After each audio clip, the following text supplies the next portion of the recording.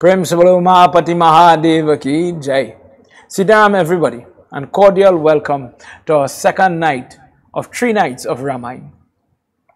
As we continue to raise awareness and chant the holy glory of Prabhu Shri Ram, last night you would have heard from Tulsidas Ramayan where we began with the kakabhsundi, where he is introduced to Garud. Garud is very deluded, and it started when Sri Ram, just to recap if you missed it, Sri Ram and Lakshman got affected by Yagnas, first son of Ravan.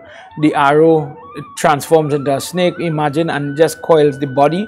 But because of the blessing of Brahma, who allows the arrow to be so effective, Prabhu, he takes the lash and he remains as if it were unconscious. So Narad Muni calls Garud to eat the snake. You are the enemy of the snake. You are most appropriate for this job. Free Prabhu Shri Ram. So Narad Muni, Garud ji becomes very confused because he says, I am familiar with the person I transport, Sri Hari Vishnu. And he is so many things. He is so great. That great man was helpless with an arrow. Me, I have to help him. And he becomes quite confused about if Mahavishnu is so great, could he fit into this little body? So we heard how he went in search of an answer to get guidance. And we are reading from the Uttara of Tulsidas Ramayan. And we heard how he went to Brahma, then to Shiva, and then finally Lord Shiva is the one who sends him to the Nilagiri mountain. And he says, on that blue-tipped mountain, he gave him a wonderful explanation, go and sit, go and watch and listen as kakabhsundi is given the glories of the Lord. And he is somebody who has reached a point that he could get rid of your delusions. And as Lord Shiva is narrating this entire Leela to Mother Parvati, Goddess Oma, we continue to hear how the conversation is ongoing as we continue tonight. As we embark upon another 3 nights, this is our 3rd session of 3 nights. And whether you're watching me on Facebook, through the WhatsApp link, the YouTube channel, or on Sankhya Television, I hope you are learning. I hope you are growing in your spirituality. Tonight has a lot about that. It has to do with a lot about how do you get this devotion. Just like Garud, as a preamble to tonight's conversation, just as Garud, sometimes things happen in a person's life that make us question, is there a God? And you hear about it in Bhagavad Gita, where in times of Kali Yuga, people will wonder if there is a God. There is no need for God. I am doing all of this. I'm responsible for all of this. God did nothing. And kakabhsundi is going to touch on that tonight. He's going to explain the difference between God and the Jiva. And I'm bringing it to you for you to pay attention when I'm there. If in case I forget to highlight it to you, your job is to follow and pay attention. Sometimes there are people that say, people of that school of thought that everything is part of God, and in every conversation when we hear God is one, there's no difference between this and that. Everything has, let's say at the atomic level, the anima, the ability for the energy to go to smallest form. The atomic form is formed and fueled by God. So you will hear somebody say the Paramatma and the Jivatma is constituted by the same energy. It is made up of the same, let's say, trace elements. But just for our understanding, the Paramatma is very big and the Jivatma is microscopic in comparison. I am a small piece of that divinity. But then some people get it sometimes that this Jeev is so great. This Jeev is on point, part and parcel of the divinity. You see that sometimes in our texts when the demonic individual starts to think they are the God and they are the great, and they are the ones doing everything. If me and you are not careful, as it is written in Gita, some people will think, I have done this today, I am going to do that tomorrow. Not that you're writing your itinerary or your schedule, not that. Think about the mindset. It is by my merit, my power, my blessing, my wish, my ability, I passed the exam. I was able to achieve a home. I built this house. And there's no space for God in that thought. Now, this is a very, at a very personal level. You have to know how you think and how you look at it. Tonight, we will touch on that. Many things tonight. We will learn about what is the trouble that plagues the devotee. Now, think about what I say in there, because it is quite common that godly people are sometimes tested the most. Imagine in your mind Mirabai and Sudama from Krishna Katha.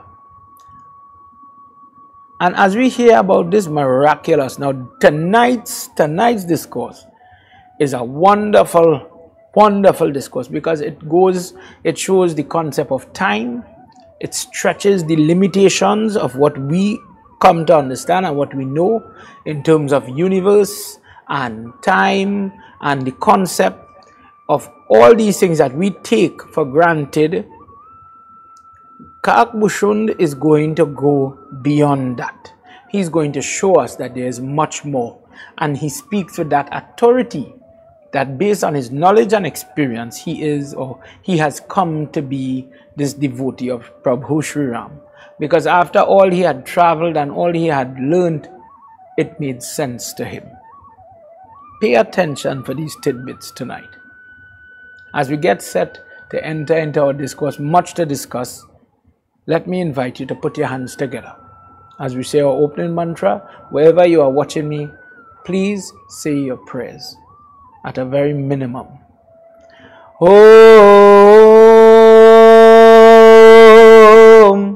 Gajananam Bhutaganadi Sevitam Kapet Jambo Palachar Bhakshitam Umasutam Sho Kavinashkarakam Namami Viganeshwara Parapankajam Sarvamangalamangaliye Shive Sarvata Sadhike Sharanye Trayambike Gauri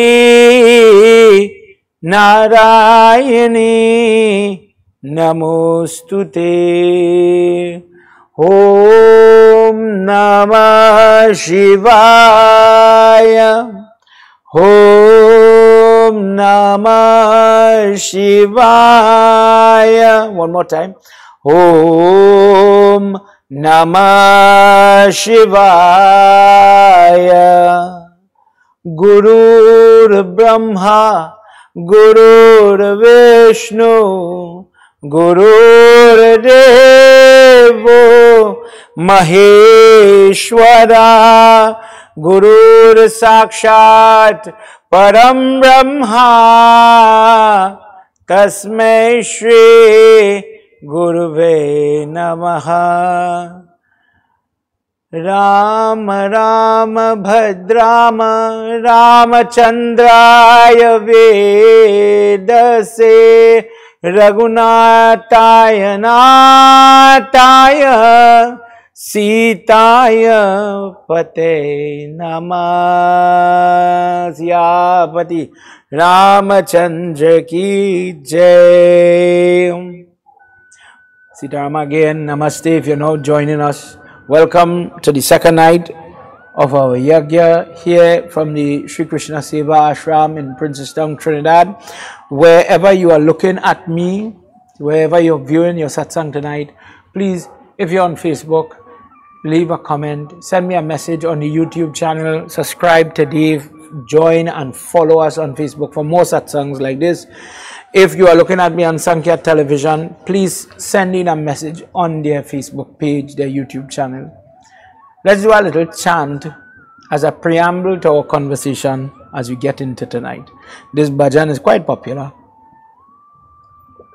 but I want to know if you know what it means. I like to listen to my bhajan, don't get me wrong, but I think we need to remember it is good to sing, but it is better to know what you're singing.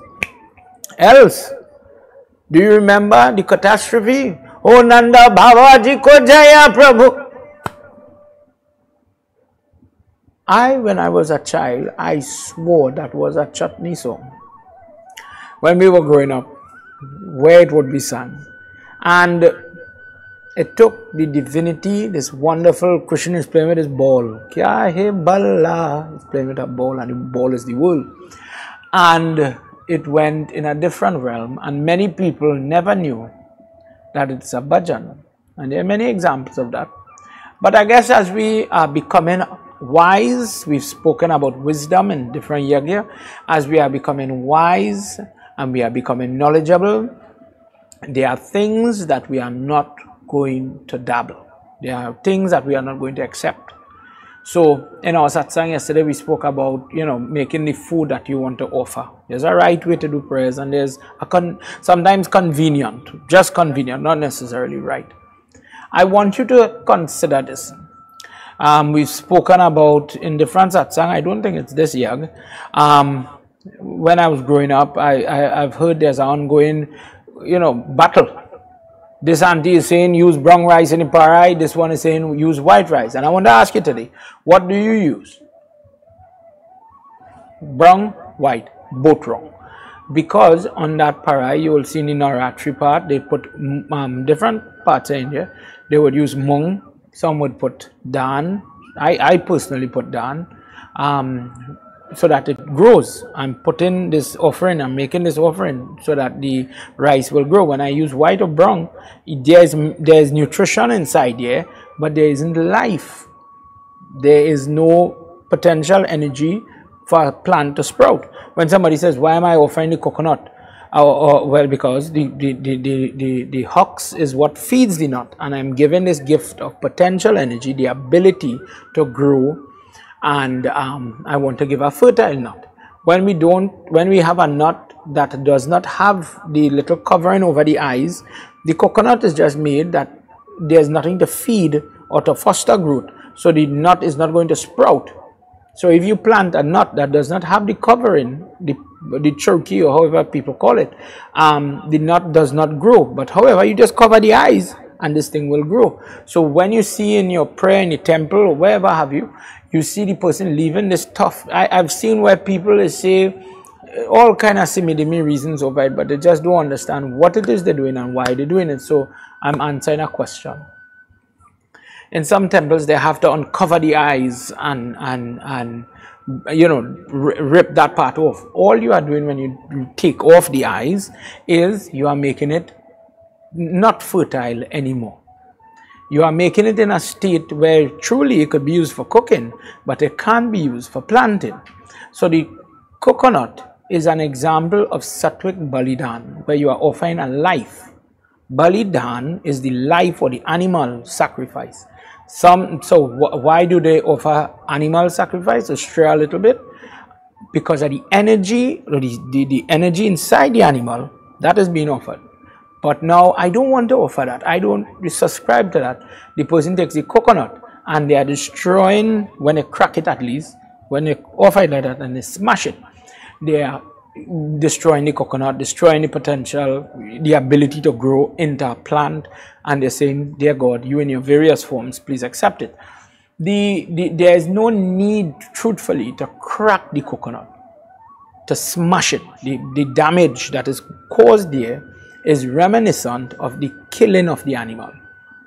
People could give, there is different text that talks about remedial for Rahu and Ketu when you have Kalsara Abdosh, depending on which type you have. Some people give a goat, the animal, the living breathing animal, to a lady who now had baby, Krishna Arpan.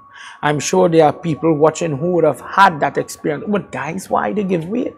It come like how you give cow to the Brahman. In the same way, the lady who now makes the baby, give them the baby goat and let them mine it, not to slaughter or anything. And you will be able to see the blessing of you coming out of this problem called Kalsarap.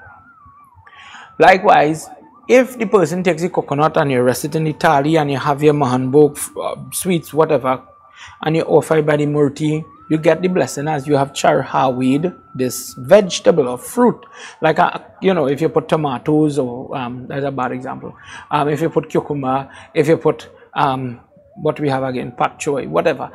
The nutrition, the seed, all these things are assets, the fertility, but you don't have to mash it up. This is an example of the wisdom of your devotion, your sadhana. Because what you are doing, if somebody calls me, Baba, I wish to do Surya Puja or something like that, and I tell them, okay, put the bran in the mahanbhog, put fig, if you have red flowers, we'll glad for it, and okay, no problem, Baba, I will follow your instructions, and 100 marks for that. Don't ask them why they're doing it, because many people don't know. And this is what is stunting some people's spiritual growth. I want to take it to the next level. I want to develop. Okay, well then you have to get devotion correct. And as you will hear tonight, devotion begins with knowledge. Prema agana ho, bhakti sagana ho to, man mein lagan ho to, Prabhu mil jayenge, Prabhu mil jayenge. I remember deceased Pandit Prakash Gosine used to sing the song. And if love, meaning now, if love has been ignited, if love has been ignited, devotion will be sincere. If the mind is dedicated, then, oh child, you will find the Lord. Prabhu mil jayenge, Prabhu mil jayenge. Hriday mein bhav ho, anunaya ke chao ho, aradhana ke gao to, man mein khilayenge. Let the divine feeling flow from your heart. And in the shelter of humility and in an atmosphere of prayer, you from inside, the other night we were talking about when God works from inside come out. You don't know when it is find happiness, because there are many people who think they find happiness in the bar, in the club, in the lime, in the cook, in the friend's company. But when the friend done, when the lime done, when the bar closed, whatever, you come back to your trouble. But as we hear about it tonight, and that's why I'm going through this song with you, when the joy comes from inside, you sometimes are thinking, baffled, when did that transformation happen? When did I change? When did I just feel content? I don't know. Let the divine feelings flow from in outward. In from inside to the outside. In the shelter of humility and an atmosphere of prayers, you will blossom with joy. Shraddha ki jyot ho, man mein khot ho, karuna shrot ho to, Prabhu Shri aayenge, Prabhu Shri aayenge. Let the light of faith shine. Have faith. Remove the pollution of delusion from your mind. Let compassion flow like a stream from you, and the Lord will appear. When you make yourself like that, faith, get rid of the delusion and show compassion, the Lord will appear in your dream, in your life. He will appear to save you, to guide you, you name it. Charano ke chaho, bhakti pravaho, Prabhu ke raha ho to, Prabhu harshayenge. If his feet are your desire, devotion will flow, because you want to bow, you want to touch, you want to please him, like Hanuman Baba. Worship Puja, that is your method. That is how you get your desire. Using the practice of devotion through the method of worship, the Lord will become pleased. Bhajan ko bolo ho, bhav anumol ho, archana ke mol to Prabhu muskuraenge. If singing His praise, the intent is priceless. It cannot be placed. If you are singing His praise, nobody could give you orange or dollars to compensate for the joy. Singing that darsh, that bhajan, that kirtan, singing for Him. Who do you sing for? For all my singers out there, who are you singing for? The wedding singer, he has a different job. He's singing love songs and he has to impress upon the married couple and all these things. But the person who is singing bhajan, there are many misguided people in that realm that, and I guess we all have the same in our lives, pundits as well. We get misguided and we start to sing for people, and we start to sing for the girl, and the girl singing for the boy. Jai Bhagwan. Whilst all these things are important, sometimes, at some point, if singing His praise becomes priceless to you, if devotion is precious, getting to go. Have you ever heard, man, I have to go satsang. I feel like this house biting and it had jug and I want to go, I want to see, I want to hear, I want to smell the gogol, I want to see the prayers, I want to hear the pundit. I feel like I hear the song called the prayer start. I hear the task and they come in with the murti. Let me go. And I urgency, I urge. If you examine yourself, and this is what I'll allude into, what is the urge for you? Is it, oh, I'm smelling chana? I'm wondering what the girls them wearing, sari, shalwar. I wonder what the boys them wearing. If they had beard, they have no beard. What is the allure to you? What is the attraction to you? What is the pull? For many people, it will be different things. For many people, and I'm being honest, it will be different things. Today, satsang has been transformed. It's no longer about the God. And this is what this song is saying. If singing His praise is priceless to you, if devotion becomes precious, the Lord will smile. And who is smiling with? You. Last verse. Narayana dana ho, chavi me magana ho, archana vandana ho, Prabhu darshan aayenge. Let the name of the Lord be your wealth, your true wealth. Immerse yourself in His beauty and always bow. Bow when you see Him. Whenever the opportunity, darshanam, to see Him, you want to see Him. Enjoy looking at the murti. Enjoy seeing the beauty in the pitya, finding the pitya. But for many of us, putting up a religious pitya in your home, forget going to a tirat, forget going to a beautiful place and seeing God. God, you really make that rose look nice, you know.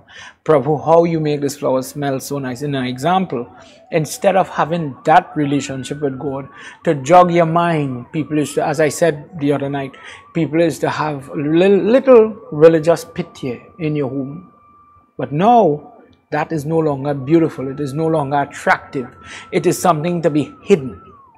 In my desk, maybe because of rules, I can't put a religious pitya, but I need my Gita, I need my emblem, I need to have the Christian with me, I need to have my Ishdev, I need to have something if in my drawer, in my bag. How much? Be honest with yourself tonight. Be honest. What is on your desk if you work? What is in your purse or in your car pocket? Do you have a Gita? Do you have a Ramayana? Do you remember the pitya in your vehicle? Little things. Little things. I am not saying do a puja. Up to now, I didn't say pray, fast. You know that the bad word fasting is a dangerous word, Pandit. You're on the dead. But in your life, where does God fit?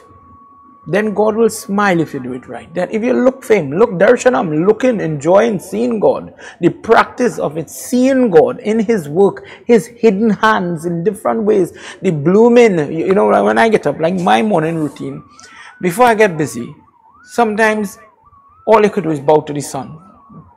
But time, and that is my practice. That's one of the things I hold. I look at our sun and I do my Gayatri 7 times, or more time if I have. But busy morning, on the way to the car, bow to the Tulsi, bow to the mud, bow to our sun first. For me, I believe in Surya worship. I bow to him.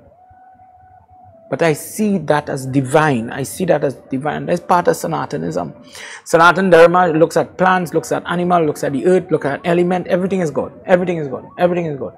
So then there must be something that is motivating you to gain the feet of God. Padma Sevanam is where you want to become, not only worship Hanuman, but I want to become like Hanuman. To get what he has, that joy, that Ram and Sita in his trust. Because we need help. Other than that, then you are very confident that by my knowledge, by my degree, by my money, by my strength, physical strength, mental strength, family strength, my father is the bad man. Then we could do it.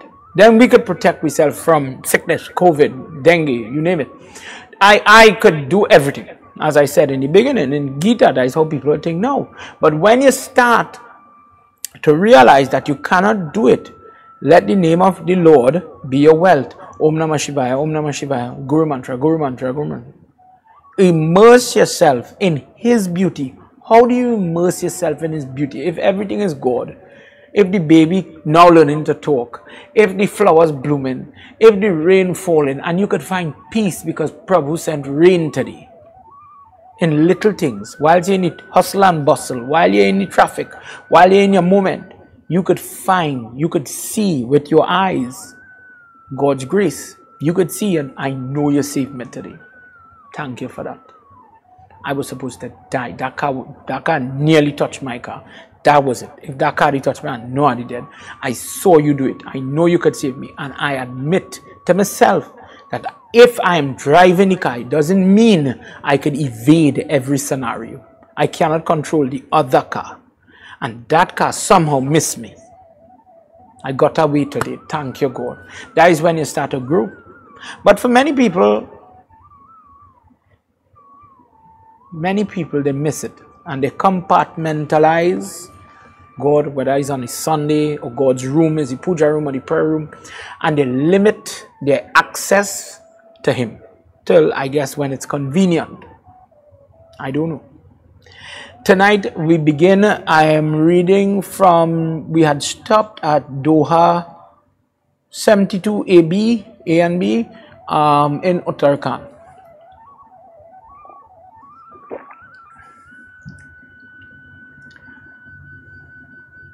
भगत हेतु भगवान प्रभु राम दरु तनु बोप किया चरित पवन पर प्रकृति नर अनुरूप जाता नेक भेष धरि नृपति कर नाट कोई सोई भव देखावन आपन होए ना सोई। श्री राम जय रामा जय जय Rama. For the sake of his devotee, kakabhsundi is speaking to Garud. For the sake of his devotee, the divine Prabhu Sri Ram took form of an earthly king, sovereign, and performed many sacred and holy and amazing deeds in the manner or in the limitation of an ordinary mortal. Instead of shooting laser beams through his eyes, Garud, he used the bow and arrow, for example. Just for children to understand. As an actor, whilst acting on the stage that assumes a guise, a costume, he exhibited different characteristics that would inspire those that would read, listen, learn, write about him. But he, the person who dressing up like the king, dressing up as the person in the forest, that individual in truth does not change. Let me go over that. He's dressing up, putting on a play. But who Prabhu Ram is, that does not change. He remains pure. He remains purpose driven. We, on the other hand, O Garud, sometimes become so confused and deluded. Now remember, Garud problems is started because he's deluded, he's confused. He wants to know, how can the big Mahavishnu sleeping on Seshnag come down and be in this little man called Ram? How are you all saying that is Ram? Ram needed my help and Lord Vishnu helps me. How is this possible? O enemy of serpents, the pastime of Sri Ram, Lord of the Raghu dynasty, a bewilderment to demonic people, but a delight to his servants. Servants, you and I, Sevak, Dasi. When you hear Tulsidas, what does that mean? He's a Das, he's a servant to Tulsi. Krishna Das, you know, Das, I am a servant, I want nothing, I am here to serve you, Lord. Those people who are of an impure mind are given, they give over to the pleasures of senses. Slaves they become of passion because of things they are infatuated with. The Lord cannot be visualized by them because of their limitations. If all you are studying is food and drink, well, I guess when God gives you everything in that regard, God is good. If your focus is only running down the opposite sex or the same sex, whatever is your preference, then when you get through with this individual that you consider to be the pinnacle of your existence, then God is good. When you are striving, you're fighting. In today's world, we heard recently about the falling fertility rate in Trinidad.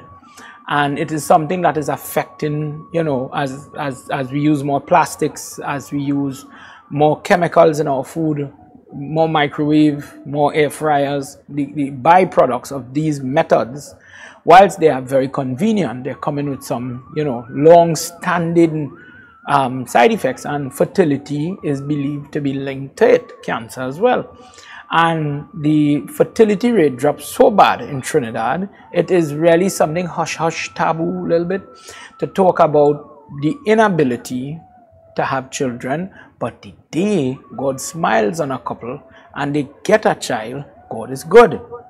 You have given to me what I am fixated on. I'm using this as an example for it to enter in your mind, because all we are focusing on is the desire, the want. Then, based on what you are infatuated with, when those desires become appeased, there is where God has worked. And in the following manner, my king, understand how in doing that, we lose sight. In doing that, although we are saying God who gave me the child, and I'm using my examples, God, you know, God provided food or etc., how we still lose sight of who God is. So he gives 4 examples. Yeah, I'm going to read it for you. I'm in Chaupai, this is 3 and 4, after Doha 72. Imagine a man who has jaundice. So the eyes are yellow because of liver-related failure or slow working of getting rid of the waste in your body. So the body is starting to get yellow, the eye becomes yellow, is part of it. When he looks at the moon, he will say, I'm seeing yellow. I'm seeing the moon as being, the color of the moon is yellow. So long as that vision is affected, so long as that disease is there, he will tell you with all conviction that the moon is yellow. And with that deluded or that affected drishti or vision, that is all the moon is to him. You cannot tell him otherwise. You cannot wake him up from that. When a man is bewildered to the point as to the point of the compass, how to read a compass. A compass is turning, and we have the arrow, and it is we are supposed to understand that the compass, where the arrow stops, me and you know it is pointing to the north. But suppose the person doesn't understand the compass, then, O Garud, he will tell another individual with conviction, it is apparent that the sun has risen, in an example, in the west. Imagine I turn the compass and I see west on top, east at the bottom, north is here, south, for example, but the arrow shooting forward up like this. So you're trying to tell the person which way is north, but he reading west. He doesn't understand the machinery, how to read it properly. But look, the sun rays in the west today. Another example, a man is sailing a boat, but in the boat, he is stable. He is one. He's not moving. He's not walking. He is not moving. So he will tell another individual, because he is not aware of the reality, that it is his idea that he is still, but the world is moving. So imagine we're on a boat, and I am sitting and you are sitting, and when you watch left and right, it seems as if the land is pulling back. It seems as if the water is moving forward, and you in truth is the one who is moving. Isn't it? We see the boat going so, but perception sometimes affects our understanding. Children, or Garud, will spin. Let's say this, you know, you're turning like a top. They will spin around and around in the playground, but it is not the building or the surrounding environment that is moving. It is their body who has moved, and they stop now, and however God make way, the eye feeling like the place still moving, but we're stable. The eye is moving. What does he say? When in that situation, they will tell, when one child says, look, I stopped twirling, and now I feel like that building moving, this moving, the tree moving. The other one will watch him and say, but nothing is moving. What you are seeing is not real. And you say, no, you are lying. He says, they'll call each other liars, because I am feeling it is so real. I can see it. The tree is rocking forward and backward. But in reality, it isn't. It is your perception. In this way, O King of birds, the error that is ascribed to Sri Hari Vishnu, that people do not understand the truth, the concept of God, the trueness of His power, His ability. They cannot grasp it because of their physical inability to see Him, to hear Him, to want to see Him, to have that belief mechanism. So they don't see the proof of God. They can't hold the belief that God is there, God is real, God will help. In fact, there are many people, I wonder if God could help with throat cancer. I wonder if God could help with fibroids. I wonder if God could help if I have fibroids in my lung. I wonder if God could help. God could deal with that. You have to get radiation and treatment and whatever. You go and ask somebody who went through it and it didn't work. And then they sat down and pray, and with faith and conviction, with that, using devotion as your prayer, according to the bhajan, you use your devotion as your method, and you have faith, it will work. When puja becomes your machine, my method, and you're not running from it, but you're using this way to get to God, then it will work. But if you don't have faith in it, you know, sometimes faith in God is something very difficult to get, but you have faith in different things. Consider we went to the doctor, me and you, and we went in the office together, right? And doc, I have a fever. I said, I have a fever. Doc takes out 2 little blue tablet, red tablet. That blue thing is trouble. And he puts it on the counter, and he says, okay, auntie, uncle, you and all, you have fever? All right, take these 2 tablets. Call me after, a couple of hours pass. Holding that medicine, do you doubt the medicine? With faith, we pop the pill, drink with water, and wait. And knowing fully well that something is going to happen. With faith, you believe Tylenol will take away a headache at a minimum. And you put your faith in the medicine, but you can't have similar faith in the prayer. Baba, I never heard a mantra before. I never fast before. I never this before. I never that before. And you will second guess everything to God. But the faith you have in the tablet of the cough syrup, that isn't, you know, in any way affected.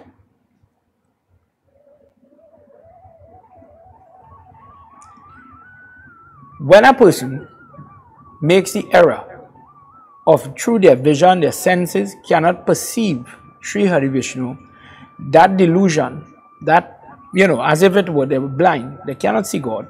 Not even in dream would they have clarity.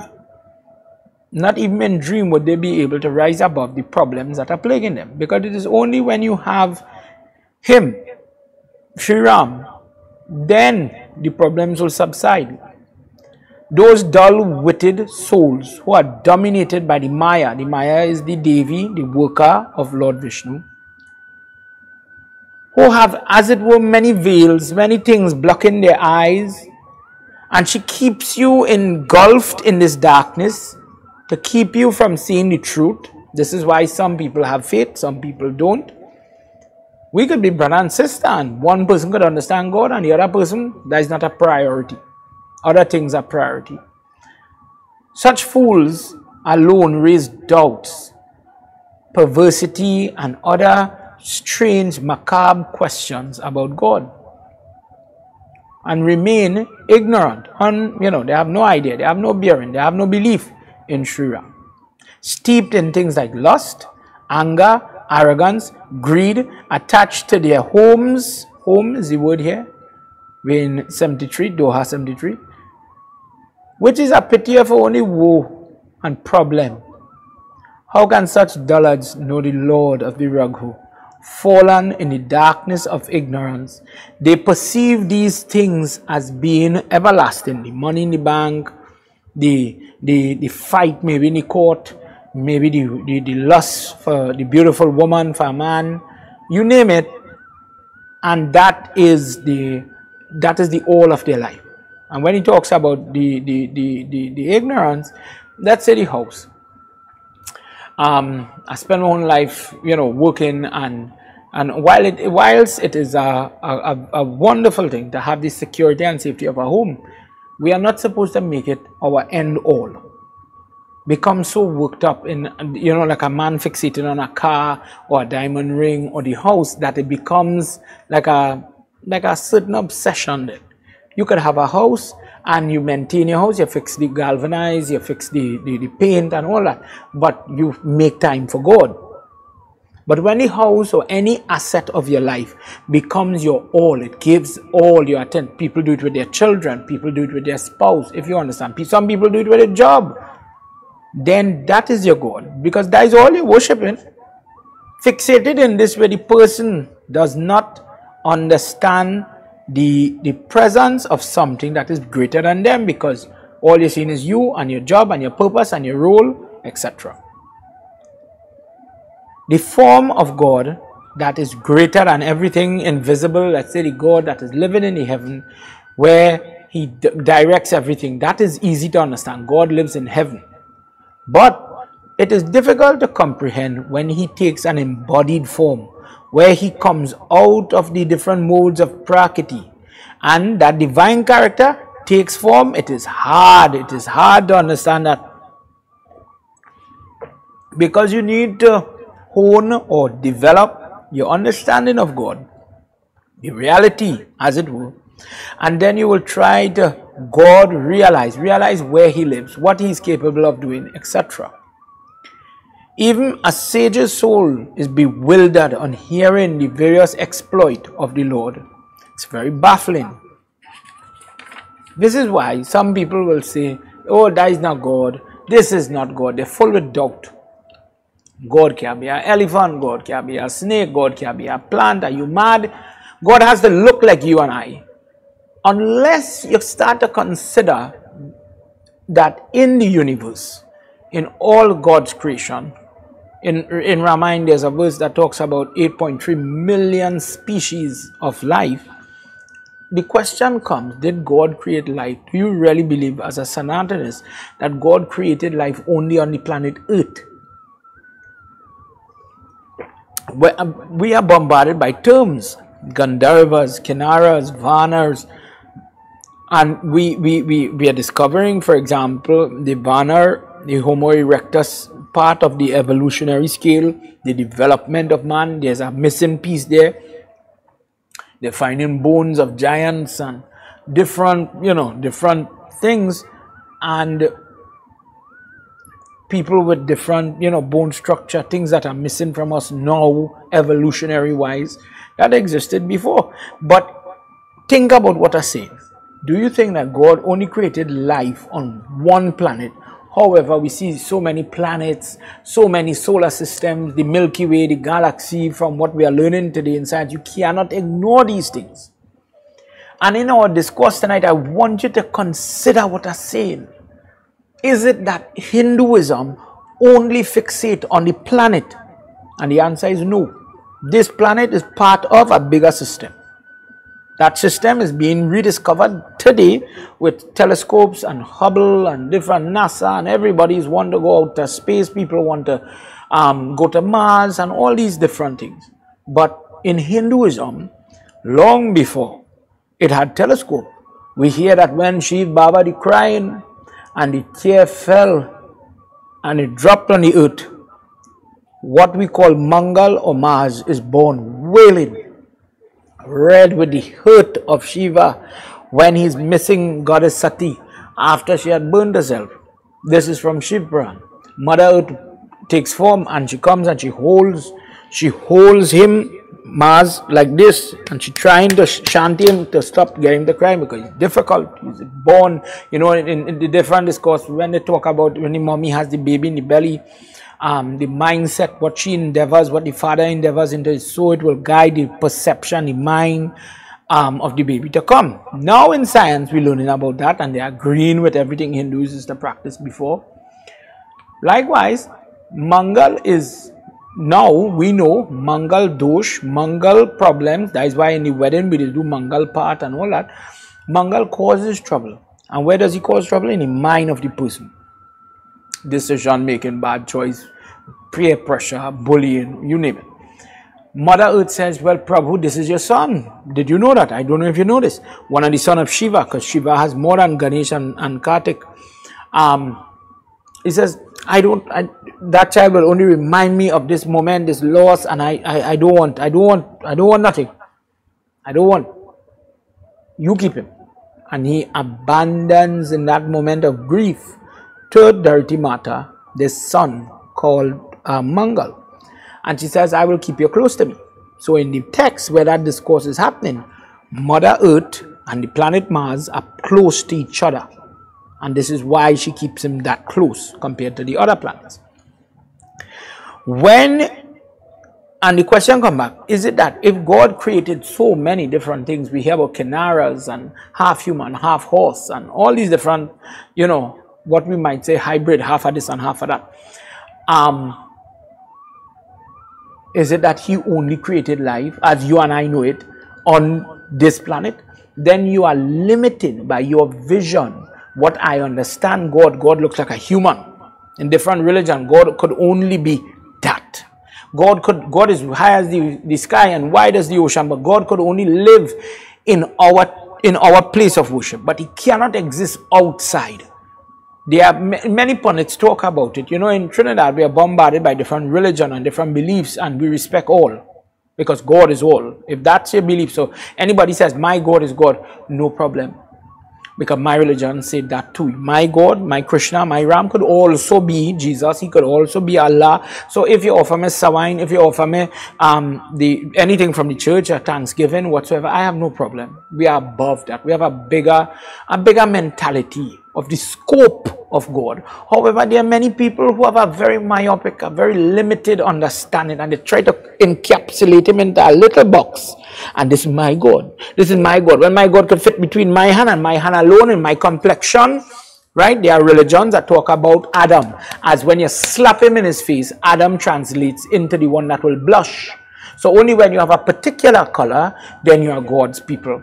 For that reason, you have seen historically, many wars were waged through the name of God, historically. But the Hindu don't do that.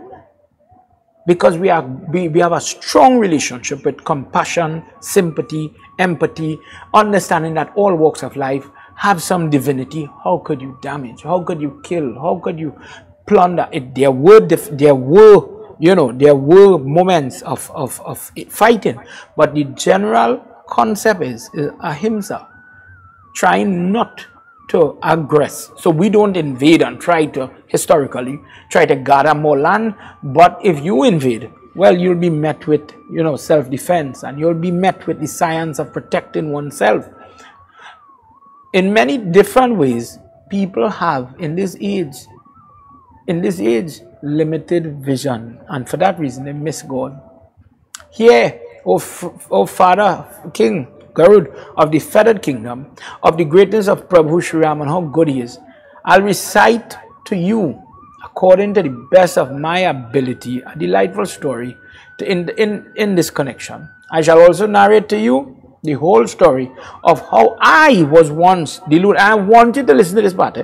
Please understand this. You're trying to guide a mentor, or let me don't use the word guru, that might throw somebody off. A mentor and a young person who wants some advice. And the best way for a mentor to give that advice, for the teacher to give to the student, is from personal experience. Because when you live the life, when you walk the road, you could speak with knowledge. You could speak with that feeling. But could you imagine, you know head to tail about what you're talking about, but you're trying to inspire somebody. So in truth and fact, do as I say and not as I do. Parents, try that. And it is failing rampantly, because Dad, you're telling me to offer pinda and tarpan, but you never offer it. Why are you doing that for? You tell me offer dar, exam coming up, but I never see you offer dar, not a day in your life. You end up with more questions than answers. You, dear Garud, you don't know this, but you are a favorite of Sri Ram. And because of that, you will become great. He wants to make you greater, friend. So you who are fond of hearing the praise of Lord Vishnu, the source of delight to me, I am therefore concealing nothing from you, and I'm going to tell you all the profound and charming secrets of this Prabhu Sri Ram. Hear of his innate disposition, and in doing it, we are going to fix you. Remember, many people think, oh, he is the vehicle, he is the driver of Lord Vishnu, he is so great. You and I could have great titles, but I am sure there's room for improvement. And the teacher, in a very poetic way, says, because don't mind you as a friend, don't mind you know, you like, you enjoy it, good. Listen to more so that you could up your game. God does not want you to remain stagnant. And this applies to me and you. God does not want you to be the same person. He wants you to become better. Whether you're the pundit or the bandit, everybody has tests in their life. If we were perfect, we would have been with him. We would not be on this earth catching sickness, catching hardship, getting robbed, murdered, beaten, cheated on. In any scenario you imagine, we go through hardship. Everybody. Why do bad things happen to good people? And Kakabhsundi says, when you learn from his teachings about his feet, his personality, his persona, then you will learn the lesson. Because he never tolerates pride in his people. Pride is the root of some form of psychosis that causes a person to damage the self, choose bad, be bad, act bad, say bad things. And when that starts to happen, you are going to end up creating grief and trouble, karma, that will bring grief and trouble for yourself. Hence, the All-Merciful gets rid of it. The pride. He breaks the pride. He mashes you up. But of course, depending on how carried away, how arrogant you are, the lesson could be rough. The mommy is admonishing the child. If the child is listening, it might just be a little buff or, as you know, a hard watch. But if the child harden, if the child keep doing the same problem over and over, and that tell him, eat out your food, and that tell you don't fight, and that tell you don't fight, and that tell you, by the third time, maybe a lash might pass. In the same way, the all-merciful Lord will get rid of that pride and attitude while still full of extreme fondness for his servant, Seva. Hard to understand that? Here this part. Girl, to understand this, imagine on a child's body, boil, button, with the humor, the little pus, a button. Painful, but boil, big now. Hurtful, comes out on a child's body. But the mother will open, will squeeze, will get rid of this. Like if she is a person with a heart like stone. I remember my niece had she first teeth to pull out. And I come home from work and I hold and see my lap and mamu, and I enjoying all the hug up. Because she know how to mama guy. And in that age, she must, I don't know, 4 or 5 years old. Do you remember your time? And mamu dole nani hold me. Mamu, I don't want to go by she. Mamu dole become mommy ready to pull out this teeth. The teeth have to come out, dear. The teeth have to come out. Let me take it out. It will not hurt. Look, it done nearly come out. And I feeling, oh God, she crying and I want to cry. She bawling and I, mommy, you bound to do this. Don't tell me nothing. And you know it have to come out, definitely. I don't want it come out and she swallow or something like that. I want all she teeth to be straight. Although at first, while the boil is being cut, the child might experience pain and cries helplessly, the mother does not mind. In the face of the test, in the face of the agony of the child, the mother has to do what she has to do.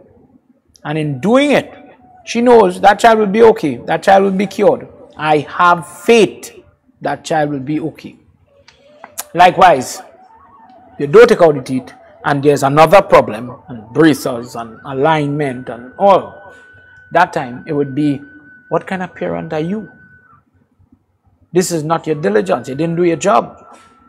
You was absent-minded. You could have done with this better. You could have been more responsible.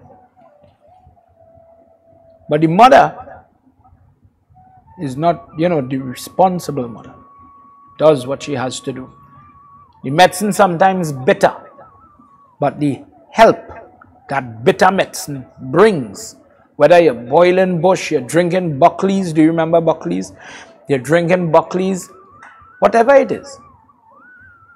That child could cry. That child, I don't care if you don't like tablet. You have to take your vitamin. Today's world, this is where, when things are happening and you're wondering why, oh God, why? Consider this is your parent. If you say Durga is your mother, okay, well, Durga is your mother. And she will come for you, and she will mother you if you need something in your life. Garud is full of pride. Garud is the one in the beginning of our Katha last night.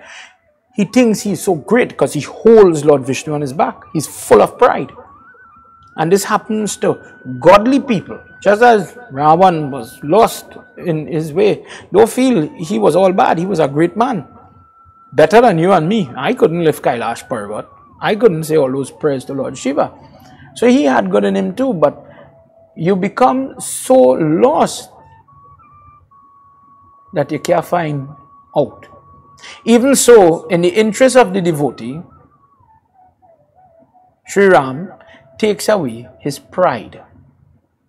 And being free of this error that is internal inside of us, then you must be aware. Then you have understanding this work of the Lord.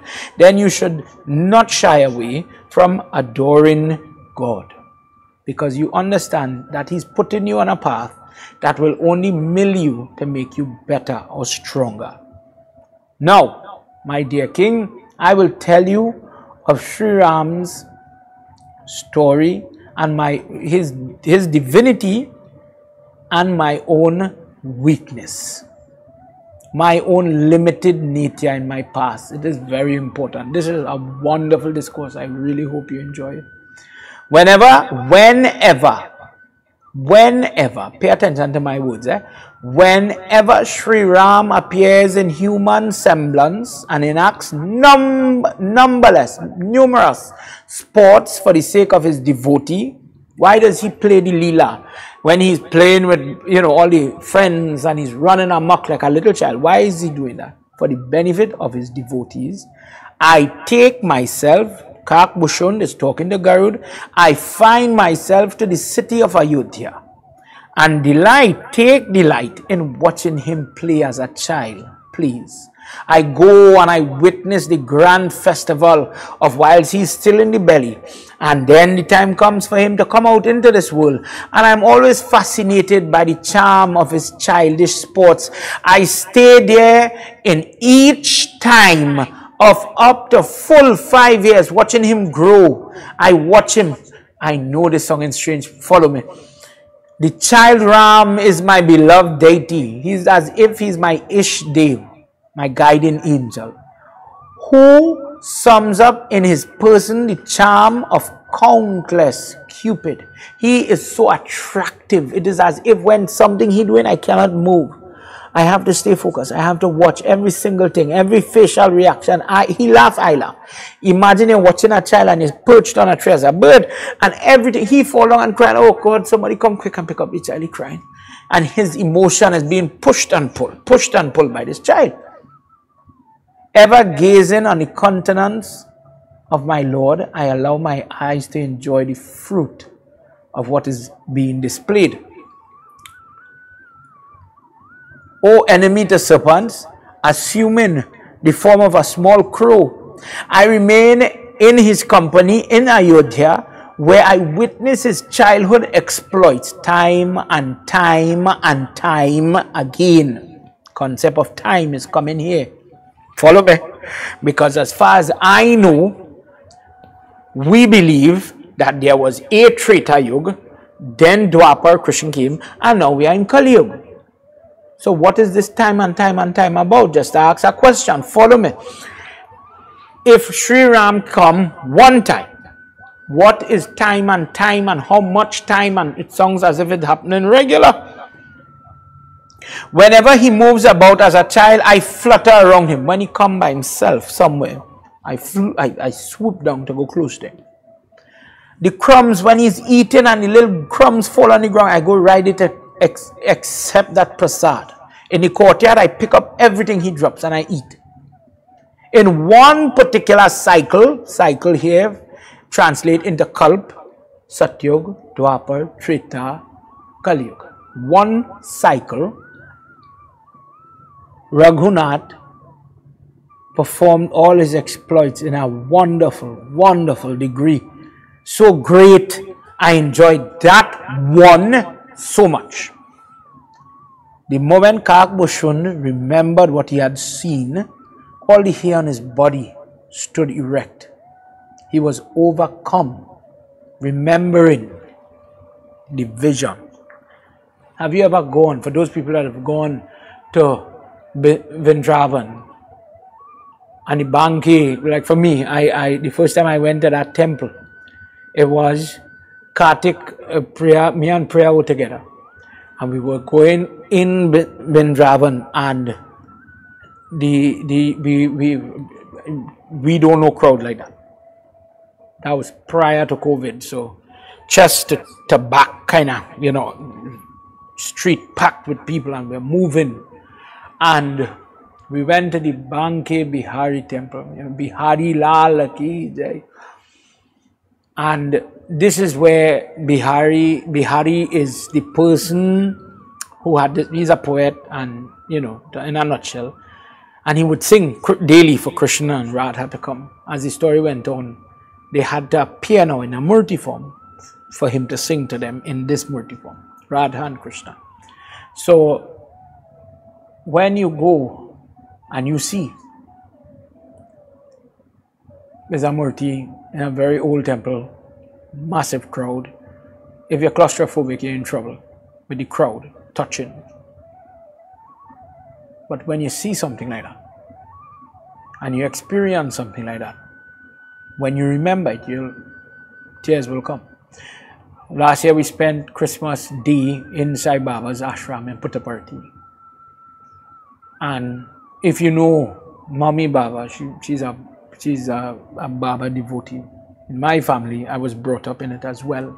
So it was something, when we first found each other, it was a commonality that I feel like Baba sent this girl for me. And Christmas Day comes and I'm sitting there saying my prayers, you know, men and women separated in the big hall. And they had a wonderful program. And we sat there, and she's on that side with my sister and them, and I'm on this side. And it was coming close to my mom's death anniversary, so I was saying my prayers. And remembering my mother and talking to Baba. You know, for me, that was my therapy that night. And when you remember that, you know, in this example, my journey, in this moment, tears come, feelings. I don't know if you've had this. Have you ever gone to Gangadhara or, you know, in different places in Trinidad, took part in something and you are part of it, part of something bigger than just you, just your initiative home, but something is affecting you more than you could tell me. I could lift my hand. Understand what I say? This is my hand. I could say hand lift, lift. But there are some things about your body you can't control. This is my paw and my hair. But I good, but I can't make them here lift like my hand. But remember that Christmas Day inside Baba's ashram, when they sing how much love and bhav and emotion, things to inspire you. When the Hare Krishna jump in and they start to sing and you just close your eye and you go into it, that could make the hair on your hand raise. I don't know if you ever think about it, but we helpless, you know, you can't do this. But the divinity, the energy of God, when I don't know how to say we summon or we invoke, or that God is ready for you. If you could explain it to me, you explain it to me. Because sometimes you're there doing nothing and something will creep up in your head and your paws raise and we just say it. But you ever think about really what happened in there? He remembered something about his spiritual growth, his spiritual story, and all his years, as Tulsidas is talking in Doha 75 A and B, all the hairs stood on end. And he says, let me tell you, Garud, chief of the birds, Sri Ram is the delight of all his sevak. Any person who considers themselves a devotee, any person who considers themselves a follower of God, they look at Sri Ram as the boss. That's the boss. He is God, not me. I am not God. I am nothing. In his presence, I am bowing at his feet. I know my place. I know I cannot do it without his blessing, without his grace. Then you are a devotee. For that type of person, he is the God. He is the delight. I get to hear his katha.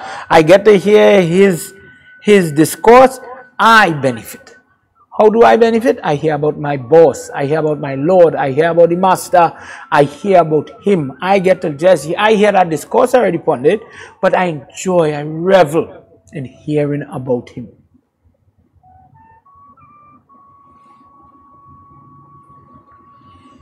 The king's palace of Ayodhya was beautiful in every way. It was golden. It was studded with precious gems. The courtyard where the four brothers played every day was magnificent, beyond description. As I stood there and I saw the Lord of the Raghu frolic in the yard, carrying out his childhood pastimes, bringing joy to his mother. His tender frame was very dark. He has a different hue. It is as if he's a blue-green form, an emerald walking with legs. This Baal form for two chaupai. No, not two chaupai. This is two Doha. He talks about how beautiful his ankle was, his toes was, his belly is, how deep, a good sign of auspiciousness for children when you have a deep navel in Sanatan Dharma. It is a sign that this child will grow up to have a great understanding, grasp of knowledge for God or religious-minded things. The nails, the fingers, the width of the knuckles, all these things were aligning, and I'm looking at his body and I'm paying attention. Imagine somebody watching and paying attention, they knuckle. Now, it's strange, but imagine we were watching the feet. Girl, you're going to see somebody to marry their child, and let me see a toe.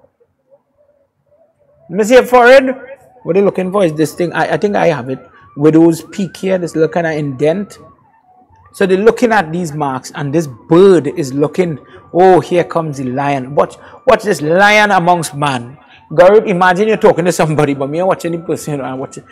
I lost because I seen it in my mind, how he playing. You look at those broad shoulders. The lion amongst men, even at this age, oh, the chin is very strong. He has a strong chin, very beautiful. And his little mouth now learning to talk. And his speech brings as if the music is played in my ears, his rosy lips. And I got to sit there and I saw his beauty. Blessed are these eyes. Because even then, his shadow played with me in diverse ways. Look today, I'm studying this. I'm studying this girl and I'm blushing because I remember, and the tears with joy are running from me. And when it happened, when he played with me, I ran away. I flew away. And then he'd show me a piece of cake, you know, like a child CD player, and he'd rush to grab him, and the bird would fly instinctively. But when he coaxed him with the cake, he wants to come close to him, and I went near to him, and he smiled. And then as he came to me, I flew away again. And then he started to cry, and I couldn't help. And I would approach him as he wants me to come to him, and I came close to him. And when I came close to just peck the foot, to touch the foot of him, he would try to grab me, and I'd run around him, and I would dance around him, and then I'd fly. And then he would start to cry again like a normal child. And I was overcome by the bewilderment. Are these actions, is this play something that is divine? Put yourself in that position. When you think about God, would you see God in this? A child trying to grab a bird, and he running around trying to chase the animal. The head of the universe, creator of knowledge, bliss, based on what we were singing in the bhajan last week, that person, the moment I allowed this doubt to enter into my mind, Chaupai 1 after Doha 77A and B. Etani mana ananta kagarai Raghupati priyata vyapi mai So mayana dukkhad mohi kahin una jiva eva samrit nahim Jaya Rama Shri Rama Jaya Jaya Rama Shri Rama Jaya Ram Jaya Jaya Rama. O King, the moment I allowed that doubt to penetrate and take hold of my mind, the Maya, the Devi of Sri Ram took possession of me. This is indicative. It happens. You see it in people when they switch religion, when they give up on religion, when they give up in their beliefs. I mean, you don't have to be religious to believe in something, such as being vegetarian, not accruing the karma of killing animals. Being charitable is by no means jap, tapasya, puja, but godly and godly act. But suppose all that goodness, you walk away from it. I am so deluded. The Maya, however, did not prove to be a source of trouble for me. Instead, it threw me in to say I went from one bird to the next. No, it didn't do that as it did in other creatures. But in my case, my Lord was so gracious to me. Hear what happened. O vehicle, Vahan of Sri Hari Vishnu, the spouse of Sita Mata alone is that intelligence. Every creature, whether animate or inanimate, is subject to that Maya. But the difference is due now, how much it affects this one compared to this person, is the knowledge of the Lord. If all had the same perfect wisdom, tell me, what would be the difference between God, Paramatma, and Jiva Atma, the individual soul? He says the Jiva Atma identifies itself with the physical form it takes because of the Maya. And whilst Maya itself is the source of the gunas, our behavior, it is controlled by God or the Paramatma. So there is the Jivatma, there is the Paramatma. And from the Paramatma come Maya that caused this person. The Jiva is inside of an Indian person, so I am an Indian. If the soul goes inside the dog, I am a dog. If I take shape as a corn plant, I am a corn plant. That identity is depending on the shell you put in. However, imagine now, just for us to understand, some people have to wear a uniform to go to work.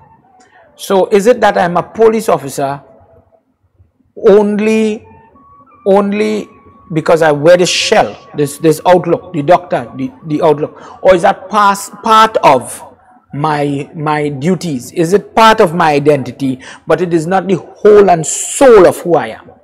Maybe I'm in this role for a period of time, 8 to 4, I am that. It identifies who I am, so maybe somebody wants help, I run to the police officer in the uniform. But when I'm out of that uniform, I am outside that identity. That identity has come to an end.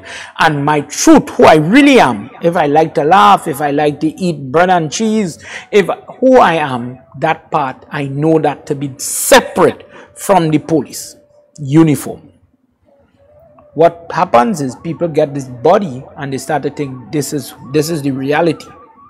He says this Jiva Atma is affected by Maya, which is a tool by the Paramatma to grow the Jiva.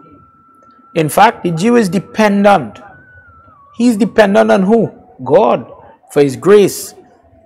When he's in the Maya, under the Maya, the web of Maya, the only thing to lift that Maya is Prabhu. But God, what's the difference? Paramatma, he is self-dependent. He doesn't need, some people say, Hanuman Baba want the road and want this and this one want that.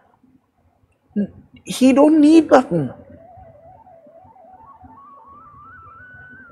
It is not as if in other religion it have that God needs the prayers of us, else God will get weak and weaken and lose the luster and all that.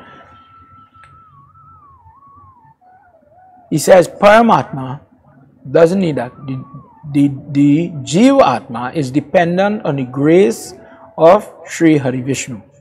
The Jiva are many different pieces created. But the Lord of Lakshmi is one. There's no second to him, there's no brother, there's no sister, there's no cousin, there's no assistant at his level. From him, a web of Jiva Atma spread in different places, not only in one planet, in different forms, in different, things we cannot see, germs, bacteria, different things that we are discovering every day, subatomic particles, etc. The energies spread wide. But understand the difference between the Paramatma and the Jivatma. We are limited and we depend on him for growth. That web of Maya that holds the Jiva and the Maya covers the person's eye and keeps them trapped in the belief that, the reality, the end all is this body. The end all of my purpose is to be a brother, a husband, make money, etc. That web is only pulled back. Maya is only retracted by Lord Vishnu's grace. Whatever we do, we could go to the gym and lift weights. We could take the best vitamin. You cannot get rid of Maya unless Lord Vishnu says, you know what, I want you to learn. I want you to inspire you. I want to let things play off in such a way. You see, when you pray, God could help you pass the exam. And then the person says, you know what, I believe in that praise. I believe when you sit down and do Shivratri, it is get through it miracles on things that by my own merit, I could not execute. Then by his grace, Maya could be retracted. The man who seeks to attain a state of bliss without adoring Sri Ramchandra is this beast, is a beast without tail or horns. However wise he may be, you could have all the wisdom, let's say secular knowledge, you could be whatever, but you're like an animal. What he's saying is just don't have physical horn or a tail, but you're like an animal because you don't understand, you don't have the comprehension here to understand the methodology to find the God. How could you want the happiness and minus the devotee of Sri Ramchandra? Therefore you are acting like an animal that is reproducing, that is migrating, as if you are guided by the season of pheromones. You are acting out as if you do not have cognitive sense to think and rationalize. Am I doing this on my own? Is this being ushered by somebody else? Where is this coming from? And you cannot see where it links back to Prabhu. Then you become like a beast, although you don't look like a beast. Even though the moon rose completely in all her glory, with all the stars, even the mountain looks like it is lit up with the full moon. If it weren't for the night, you would not see it. Stars, the moon, all that. The day, it is constant. But without the correct scenario, you would not be able to see it. So by the grace of night, you are able to see more than what your physical eyes could have seen in the daylight. In this example, the night, that is something is happening that allows you the vision. God becomes the night that allows you to see beyond what you are normally perceiving, to go further. And this is when somebody becomes, their spiritual eye open and they could see beyond the reach of time, space, understanding. When we hear about those things, you wonder what, how, and we're hearing how. In this manner, O feathered friend, the typical mortal cannot get rid of his suffering without adoring Lord Vishnu. Avidya, or the opposite to knowledge, Vidya is knowledge, opposite of that, has no power over the servant of Lord Vishnu. Avidya, the energy, the entity, also a worker of Lord Vishnu, that pollutes people who have a very weak development. So when they pollute the person acts like an animal. Reproduce, buy, consumerism, that's all they have in life. Their job, their money, this has attained by me, I'm going to kill that person tomorrow, I don't care about the ramifications of my action, whatever happen. Then that person, avidya, holds on to them. It is vidya, the knowledge of the Brahman and all its forms, that hold and weighs him and directs the individual, the knowledge, to the Lord. That is why the devotee or the sevak of God never falls. They learn, they train, they could go through a training, but they don't fall. O Lord of the bird, his devotion to the Lord as apart from himself, not only your other things in your life, but his devotion to God grows. Sri Ram will smile on him. Don't matter what mistakes he would have made in his past, the true teacher, the universal teacher, sees the growth in the student. Now here, further particulars in this, Ogaru, the secret of this diversion, nobody came to know, neither his younger brothers nor his parents. What is coming, nobody knew. The Lord, with his small form, rosy hand, beautiful feet, crawled, and then with his hands came close in order to catch me. I took flight, as I said. He was running, and then he did hold me, and I flew up. But when I flew up, I saw the two hands stretching to get me. I flew further. I went into the abode of Brahma, and when I looked back, I saw the fingers still coming for me. Dear Garud, no matter what distance I went, the arms of Sri Ram was coming for me. penetrating the 7 spheres of the universe, the different level, the different look.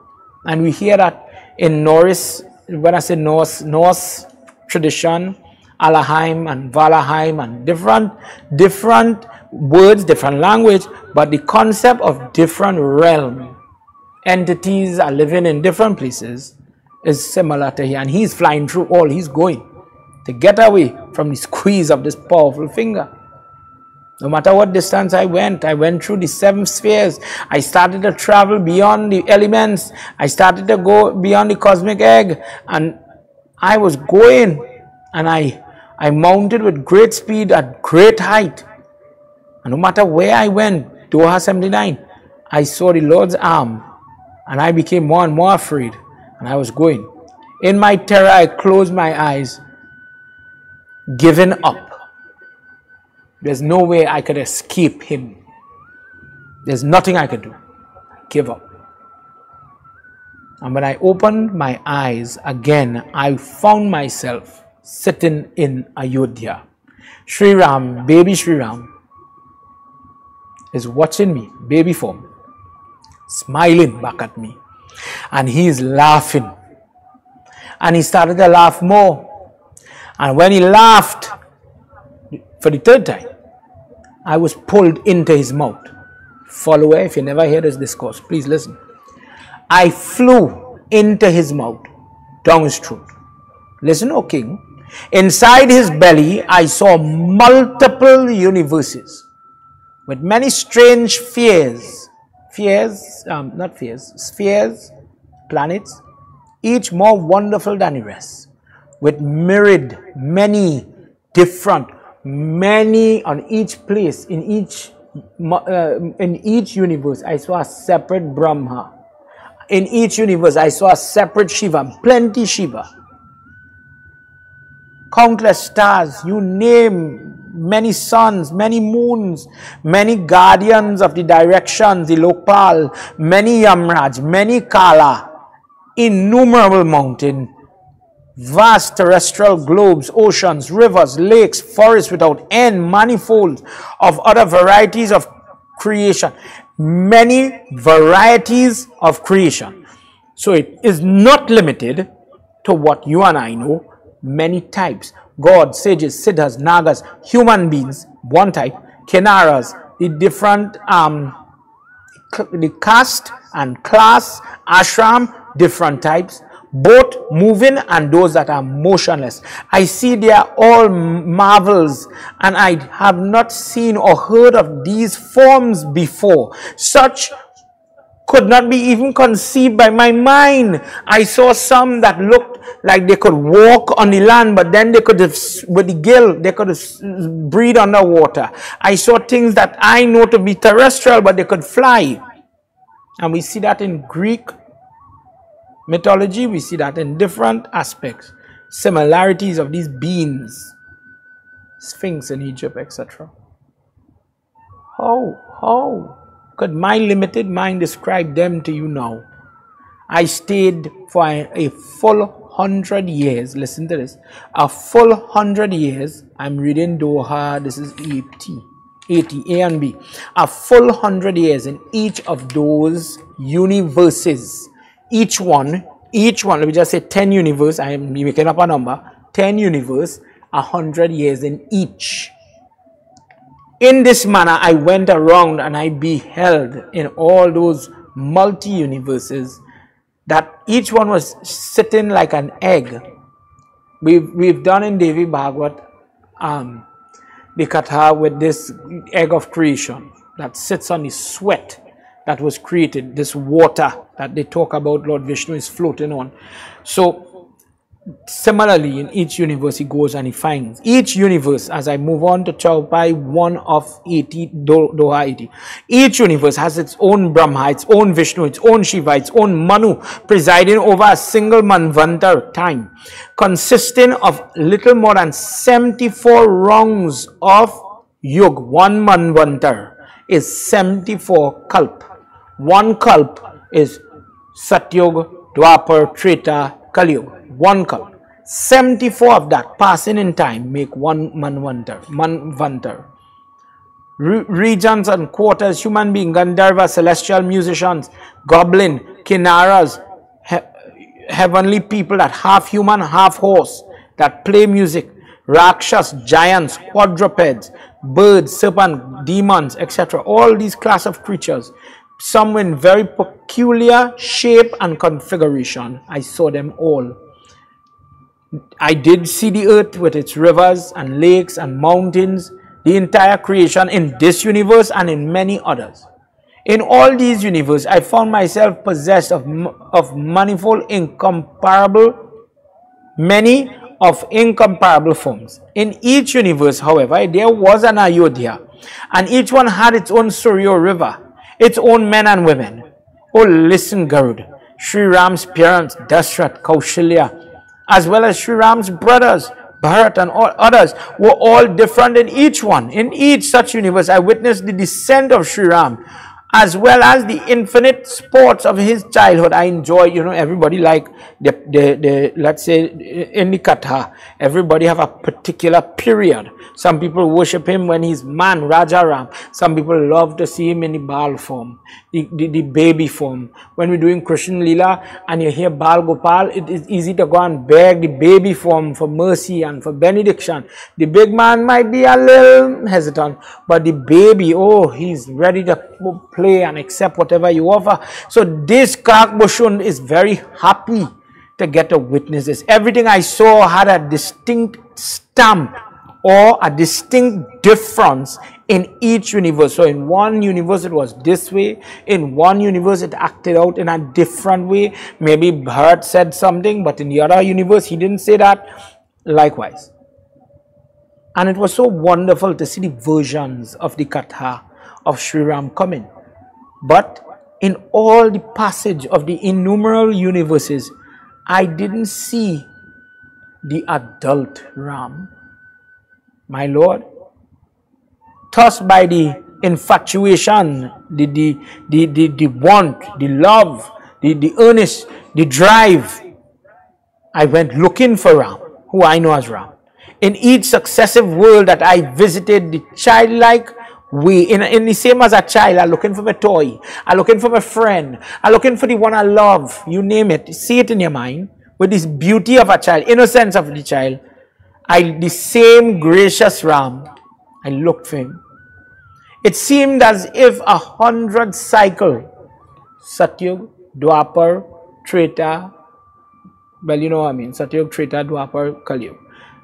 Hundreds of cycles I had spent wandering through the many universes inside of Prabhu.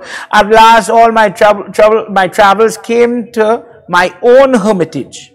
I found the hermitage in each of the universe, and I stayed there for some time as well. Time is passing.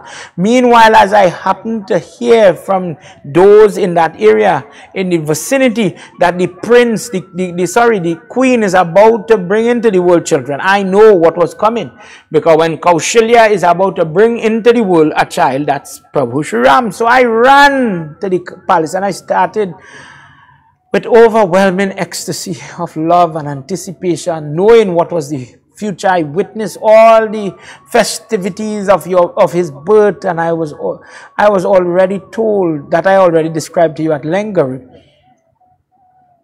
It is hardly necessary to say that all this happened inside the belly of the Lord, but in the belly of Sri Ram, I witnessed so many universes. I saw many things, but what I saw could not be seen with your physical eyes, O Garud. It was beyond all of this telling and ability. Thereafter I beheld the divine form of Sri Ram. He did take form in that place where I was. The all-wise Lord of Maya, I pondered again and again to see him finally. But my understanding was obscured because of the mist blocking my vision by this thing called Maya. In less than an hour, all of these things had happened. My soul being bewildered, I was lost in the chasm of his stomach. And I was going from place to place, and I've seen all of these different options of the Ram Leela, of the birth, of all these characters. Over, I went here, I saw it. I went there, I saw it. And where is, I'm just saying, adult Ram. Where is adult Ram? Then adult Ram come. What is this? How is this happening? Where is the reality? What is this trying to show me? What is this trying to tell me? And he got, he's getting anxious. He's getting worked up. Seeing my distress, I am now on Doha 82. Seeing my distress, that gracious hero of the Raghus family laughed. And Garud, as he laughed, that moment he laughed, I came out of his mouth. And Sri Ram, in that moment, again began to play pranks and run me down in the bird form. And he's running me down now in the baby form to catch me. And I had to catch myself, wake up, center myself, because my mind did not know peace. My mind did not know peace. Seeing the childish play, recalling the glory which I had just seen inside the belly, I lost consciousness right there, trying to catch himself, to use our local words, trying to calm down and find, rationalize. What did I just witness? And while there, in that state, all I could muster up is, save me, save me, save me. O protector of your devotee, I'm in distress. Your devotee is in distress. I am on the ground. No words could come from my mouth. When the Lord saw me overpowered, not only with confusion, no anger, but I was so in awe. I was in search of the Lord in his belly. I was overcome with love. Maybe there are some people who will understand what I am alluding to, and there are some people looking on tonight that maybe you are yet to grab that level of love for the Lord. There are some people are motivated to sing and to enjoy the opportunity to serve the Lord. I want to make the parsad. Could I sing the arti? Could I do the arti in different ways? And they find joy in it. Overpowered with love, he immediately checked and pulled back Maya. Devi had to retract from me. The Lord, who is so merciful to the afflicted individual in any form of affliction, placed his lotus hand on my head. As the bird is lying on the ground, the baby boy came and touched the bird, and in that moment relieved me of all my sorrow. The gracious Sri Ram, the delight of his servants, that Lord rid me of all my deep-rooted doubt, delusion, error. As I reflect on his former glory in my mind, I was flooded with joy because now I could see it. What did I just witness? I didn't doubt it. I didn't wonder if I was dreaming, hallucinating. I didn't go through all of that. I believed that God was real. I believed what I saw was fact. It was so amazing and beyond what my mind could compute. But I relished the opportunity. I enjoyed it and I became so moved.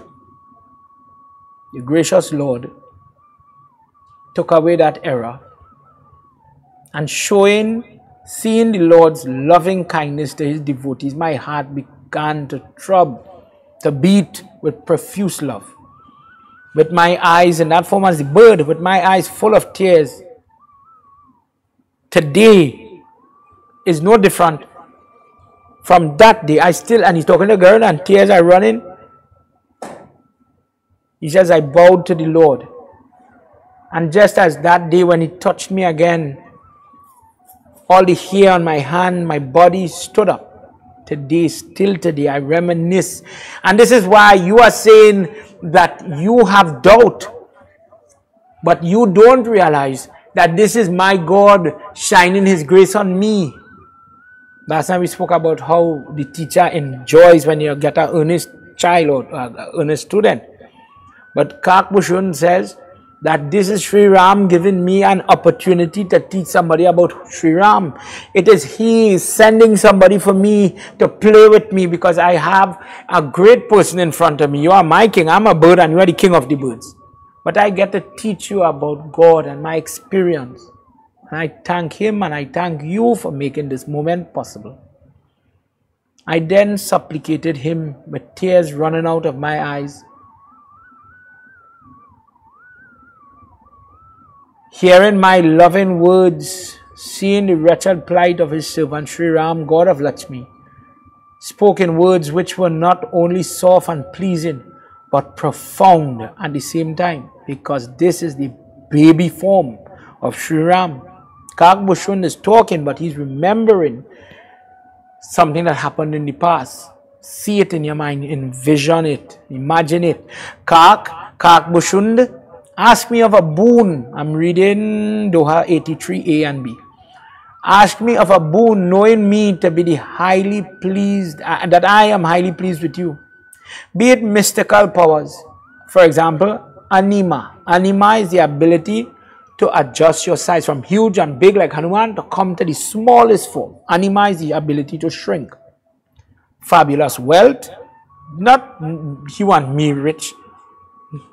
Like the throne of the God of riches, the God of gold, Kubir. If you want that, ask for that.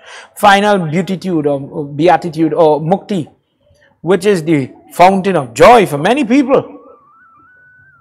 Or spiritual wisdom, critical judgment, dispassion, realization, numerous, any virtue that you want to have. Tell me that, which cannot be easily attained in this world. Even my great sages today, I am prepared to give you all, undoubtedly, without doubt. Oh, Kakabhsundi, therefore ask for whatever pleases your mind. Whatever it is, I'll grant it here and now. On listening to the words of Prabhu, oh Garud, I started to think it is true. He has promised me all kinds of blessing, but He did not offer me, He did not grant me devotion, bhakti to His feet. Without such devotion, all this virtue, all this blessing are like the side dish, the condiment. You have fries, the condiment is what you offer me, ketchup, mustard, whatever. But you are offering me the main entity. You could cook many dishes, Garud, but don't put the ingredient in the dish. Salt, for example. You won't enjoy none. What avail? What is the point? What is the benefit if I ask for one of these type of grace or blessing, but it is without the adoration, the application of the belief that I have this. God, by your grace, I achieved this. But how do you appreciate this? Is when you know, dear God, thank you, because of you, I have this. Let me just say the family life, the marriage, the children, the job. What is the point of getting these things if it is just about moving on to the next article? Okay, we get that. Forget that now. Get this now.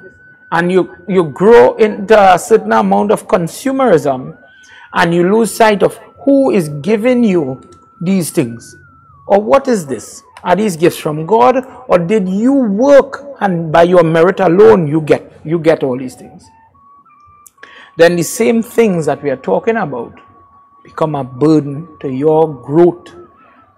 So he is thinking like that, pondering like this. Oh Garud, I replied to him, Prabhu, if it is by your pleasure, if you are happy with it, my Lord, grant me a boon. If you are kind, that you are kind and affectionate to me. Prabhu, as generous as you are, you know the secret of my heart, and grant that. So my Lord, the tree of paradise, you are the tree of paradise to the devotee, friend of the person who supplicates to you, ocean of compassion.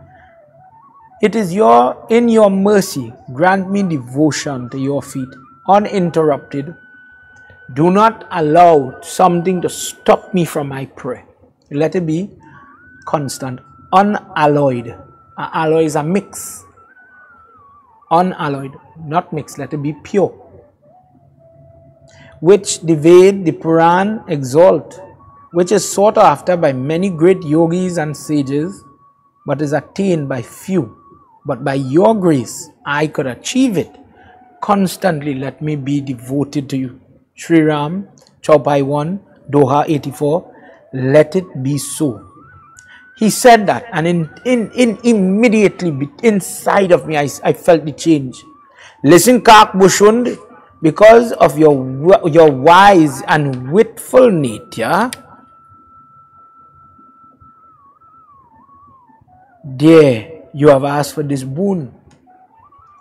No one in this world is so highly blessed as you, since you have sought the gift of devotion, which is the fountain of all the other blessings that a person may want in this life, which is difficult for sages to attain in spite of all the effort, all the fasting, the vrat, the jap, all these things.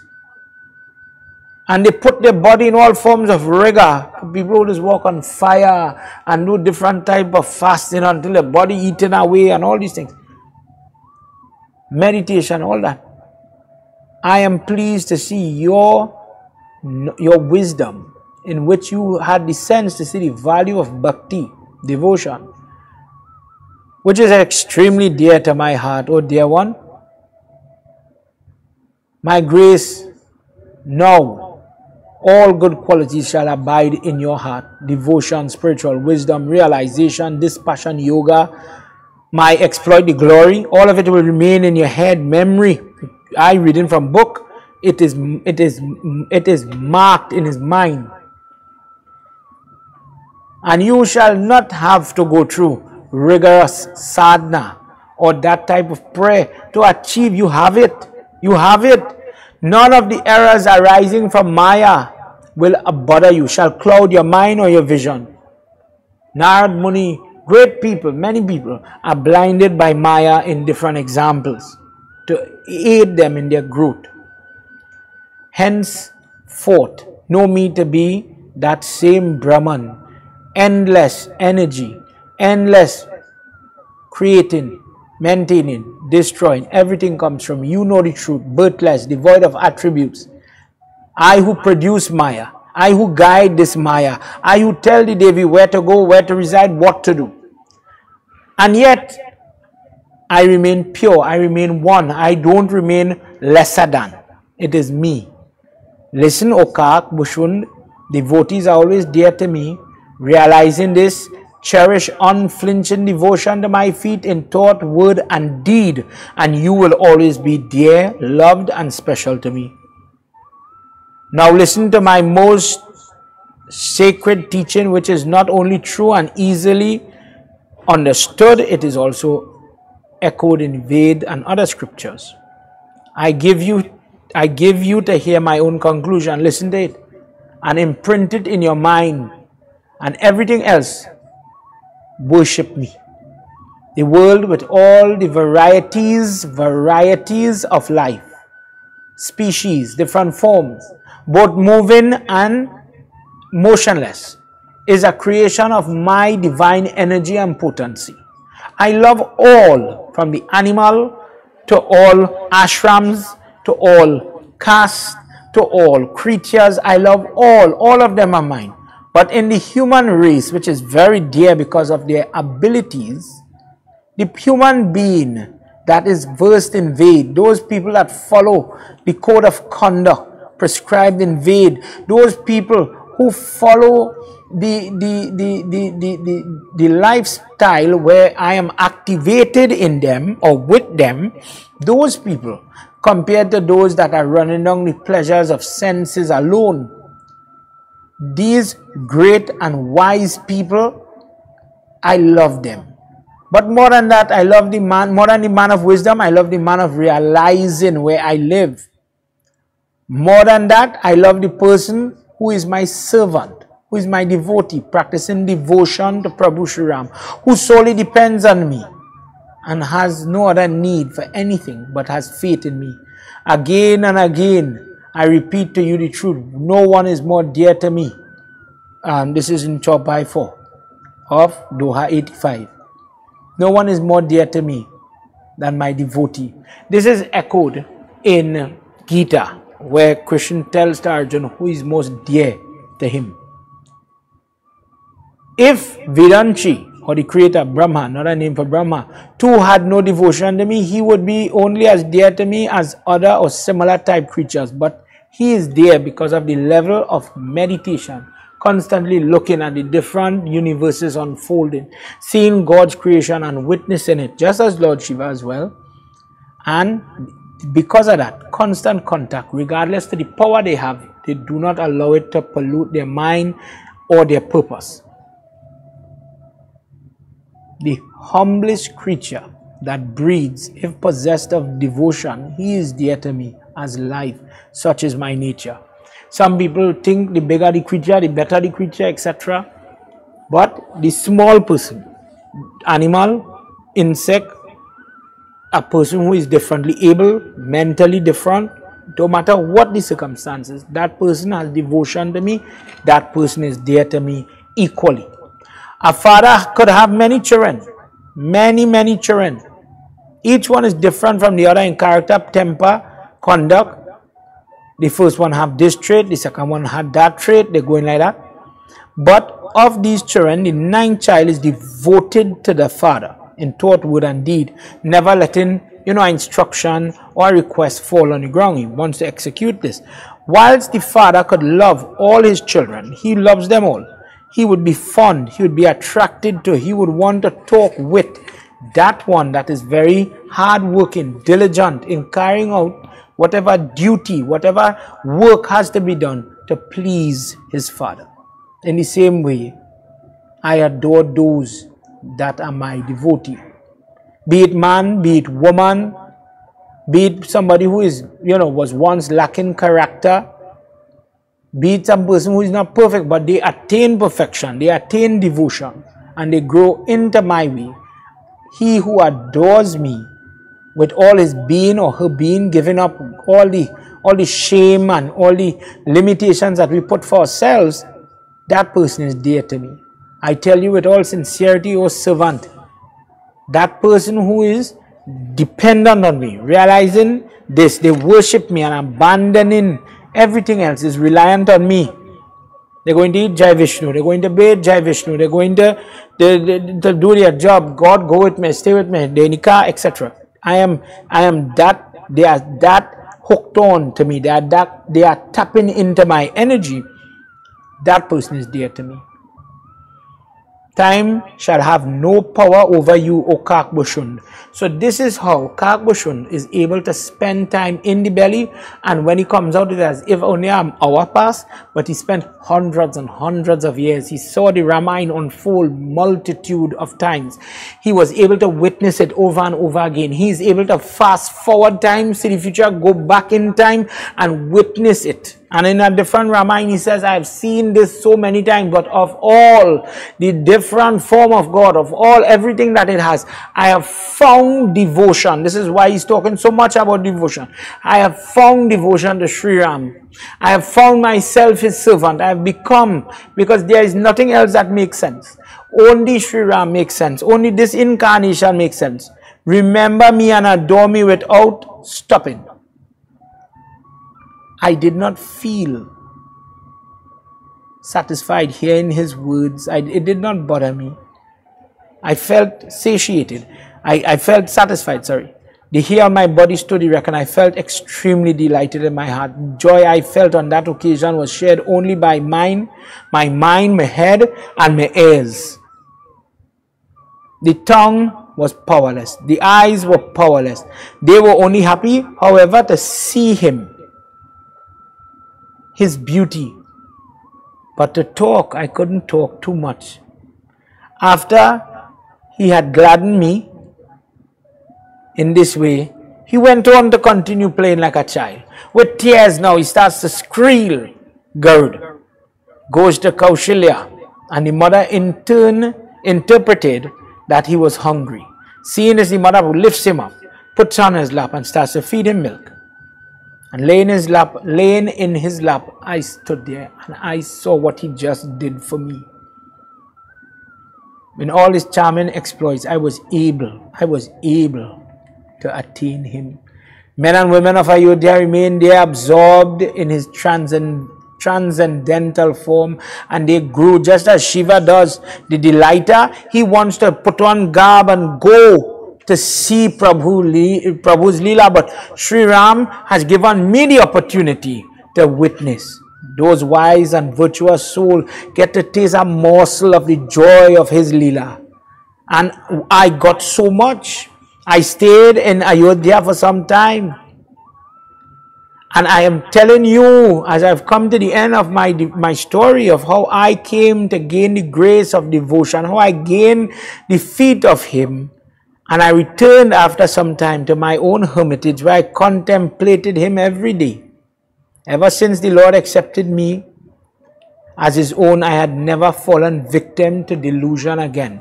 It would never have the strength over me.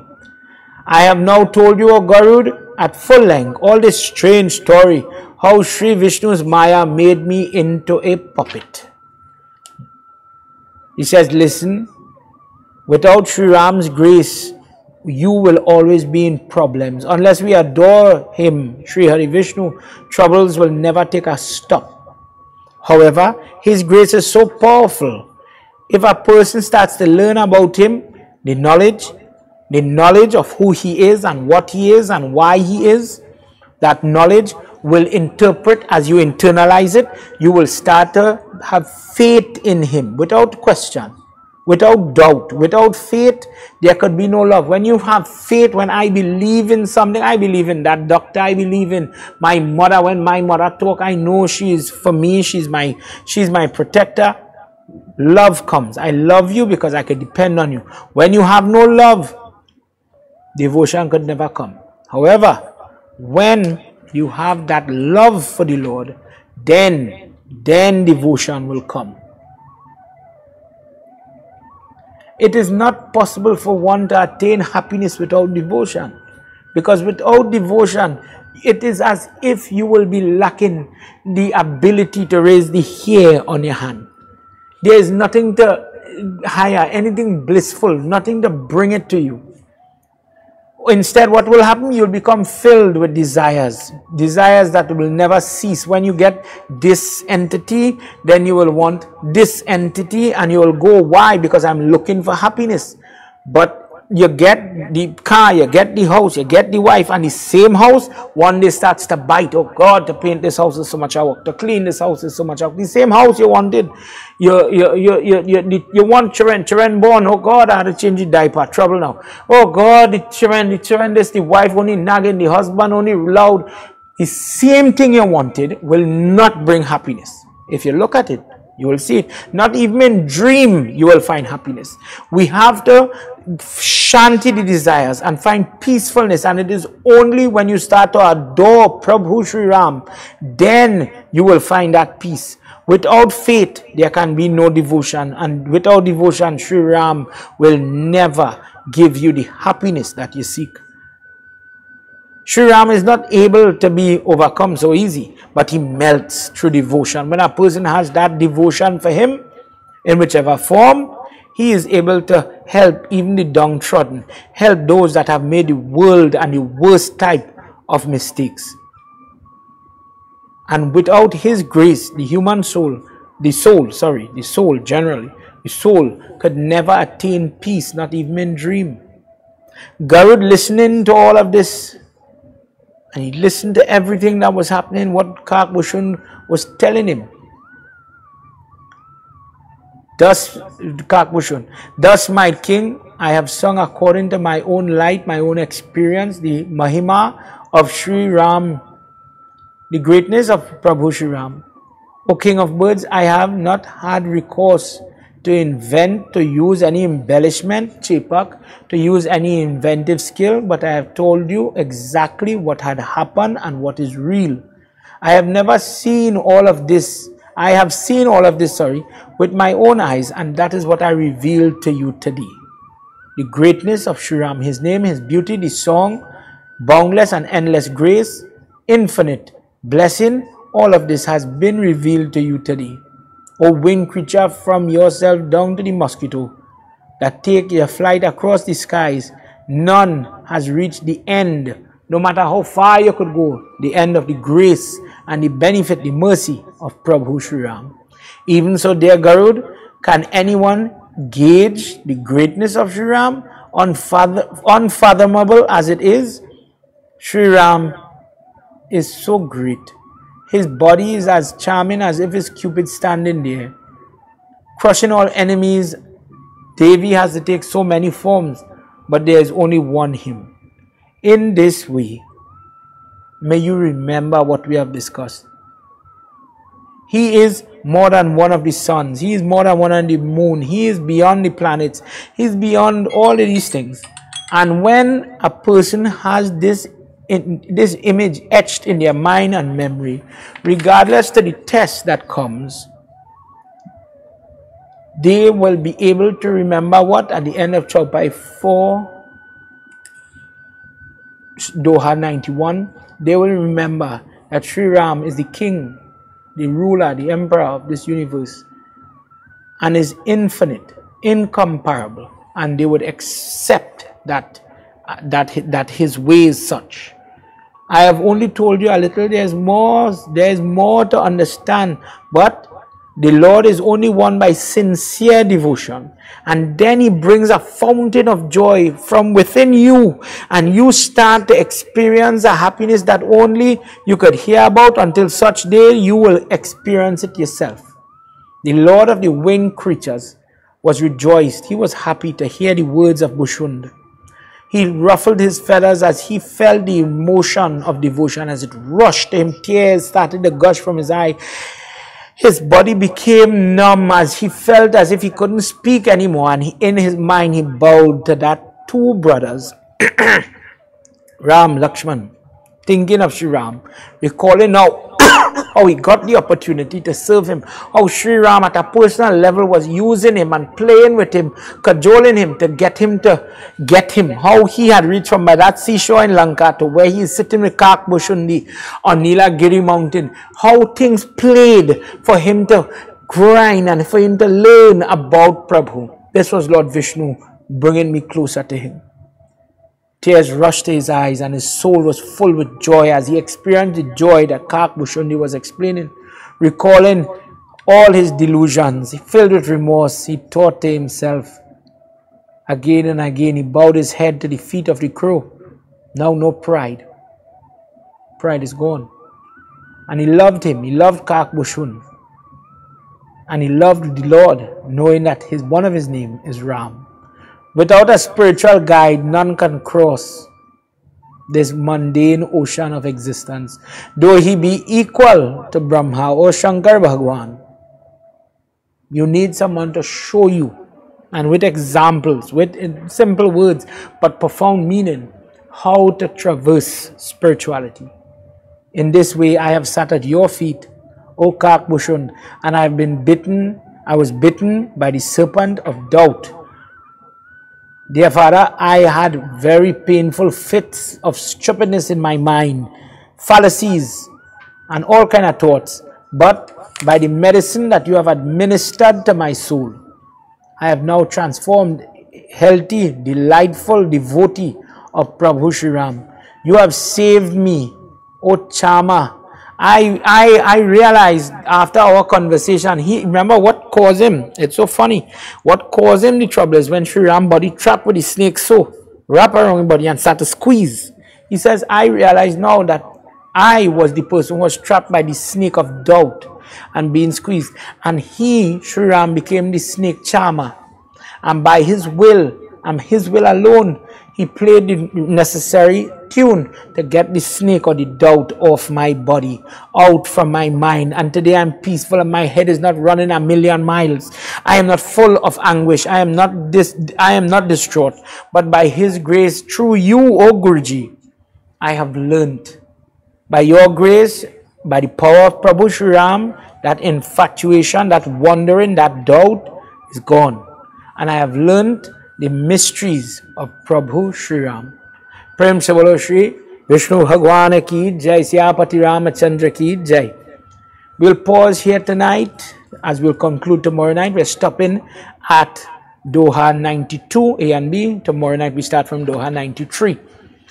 Tonight, as in recap, we have looked at, for the younger ones, I was doing Yag and I spoke about how in the shows that we watch on television, things like, you know, Spider-Man and the multiverse, and they're talking about multiple universe. Somebody saw in the Doctor Strange how he was playing with the Lakshmi, the Shri Yantra in the different diagrams that he's making as portholes to get from one location to the next.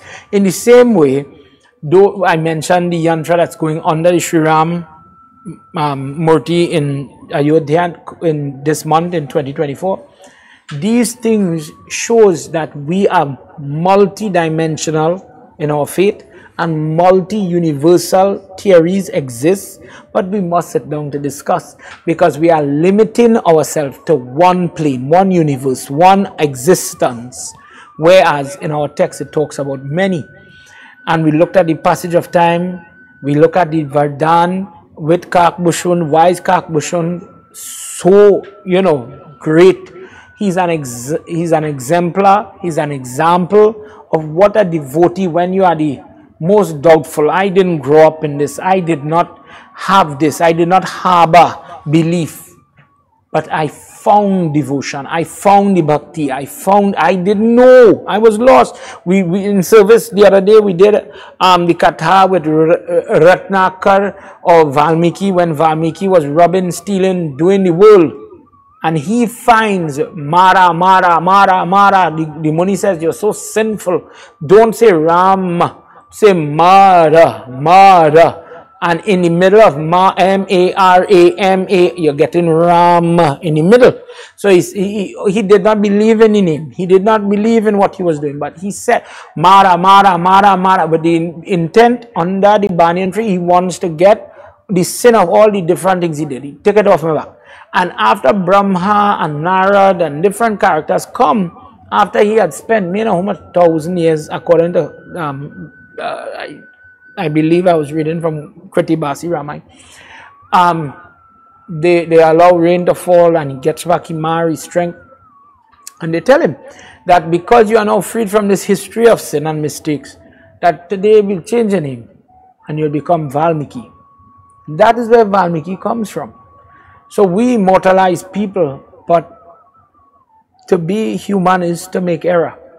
And what we have to do is to learn the lessons that God put us in, so that we could improve and arise out of that.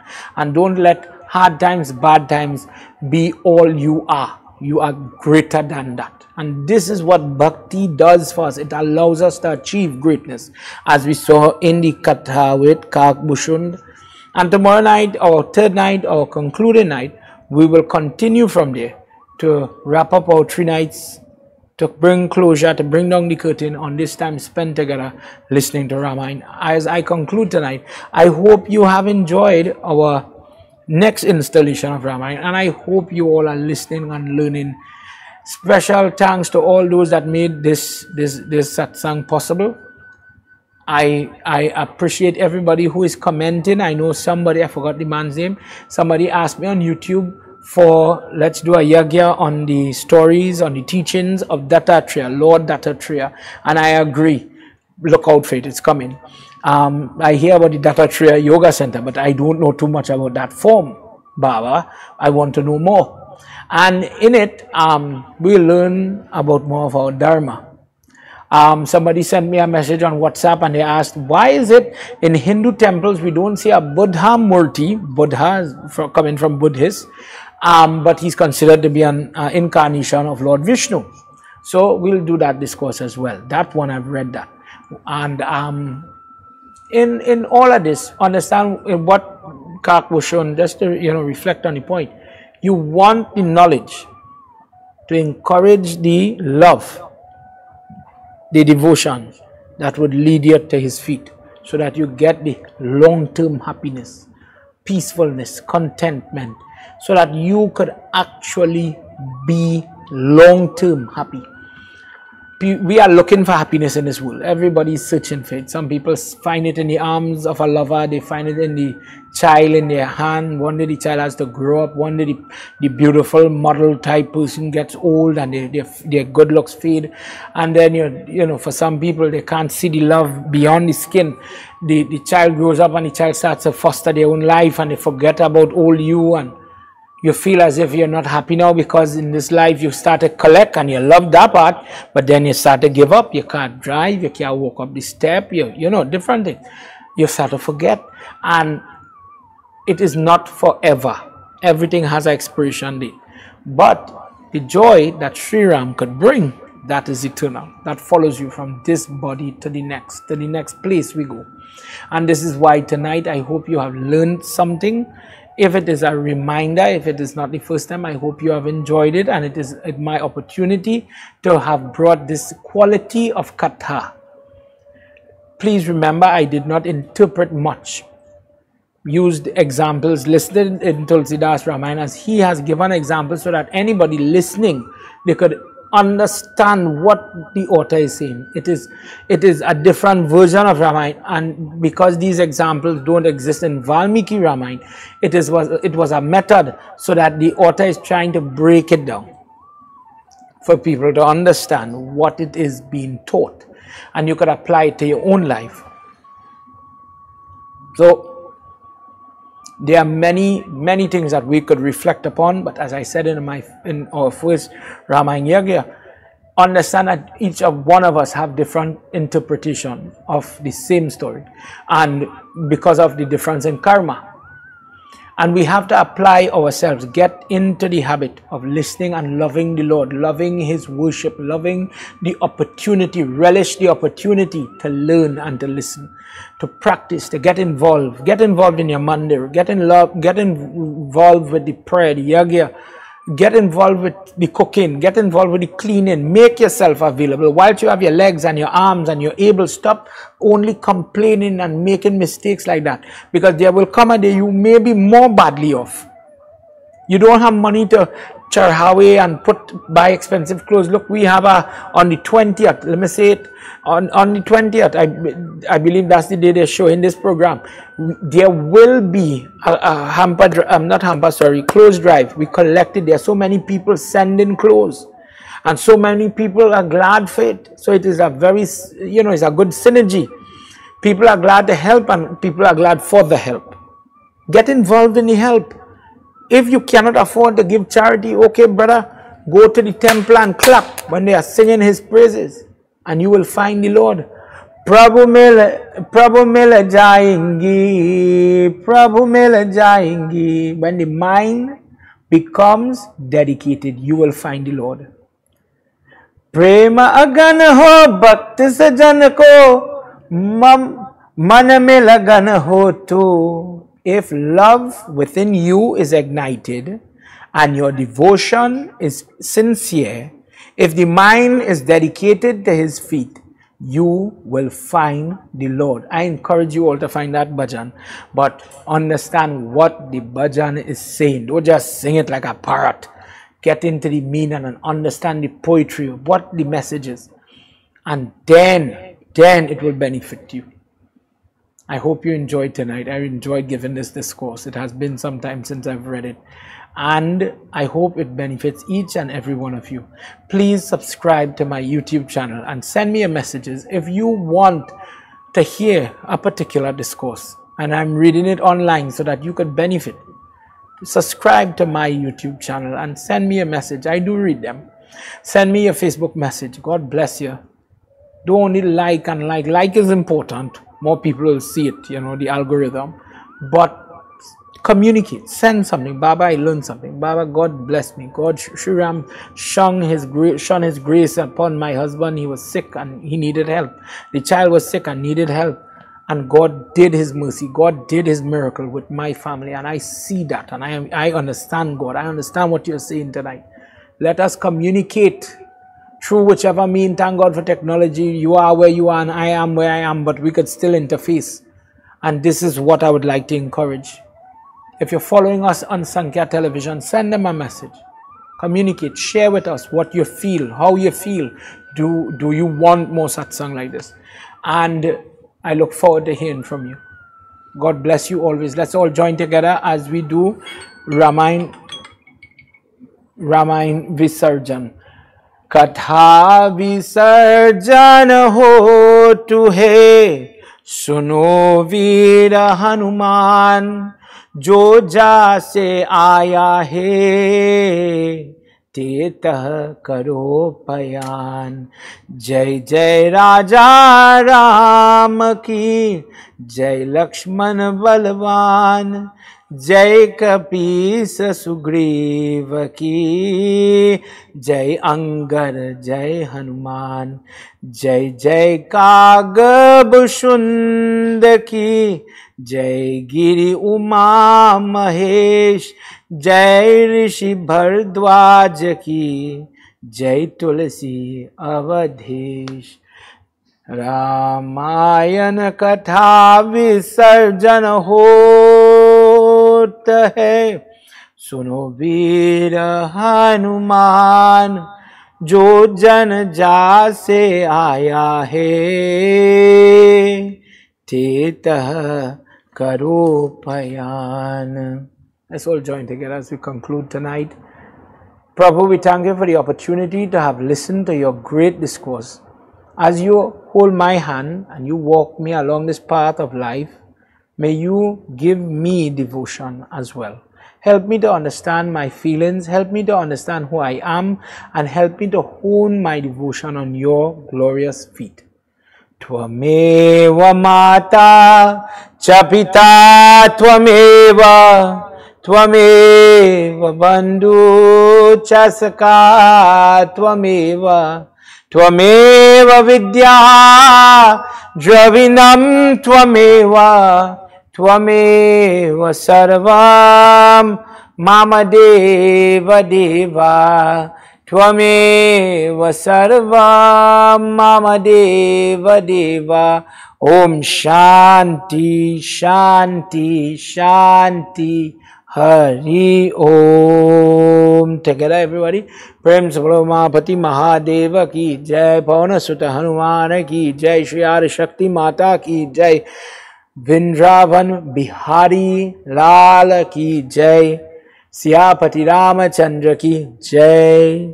Jai Jai Sitaram. Sab koi Sitaram everybody. Hope you all have a blessed night. Until we get to meet tomorrow night, may God bless you and keep you safe. Have a wonderful day tomorrow. Please join us tomorrow evening for more satsang. God bless you. If you're watching this on the repeat, may God bless you in your individual life and home. Continue to grace you and protect you just as He did kakabhsundi in our satsang tonight. Sitaram everybody.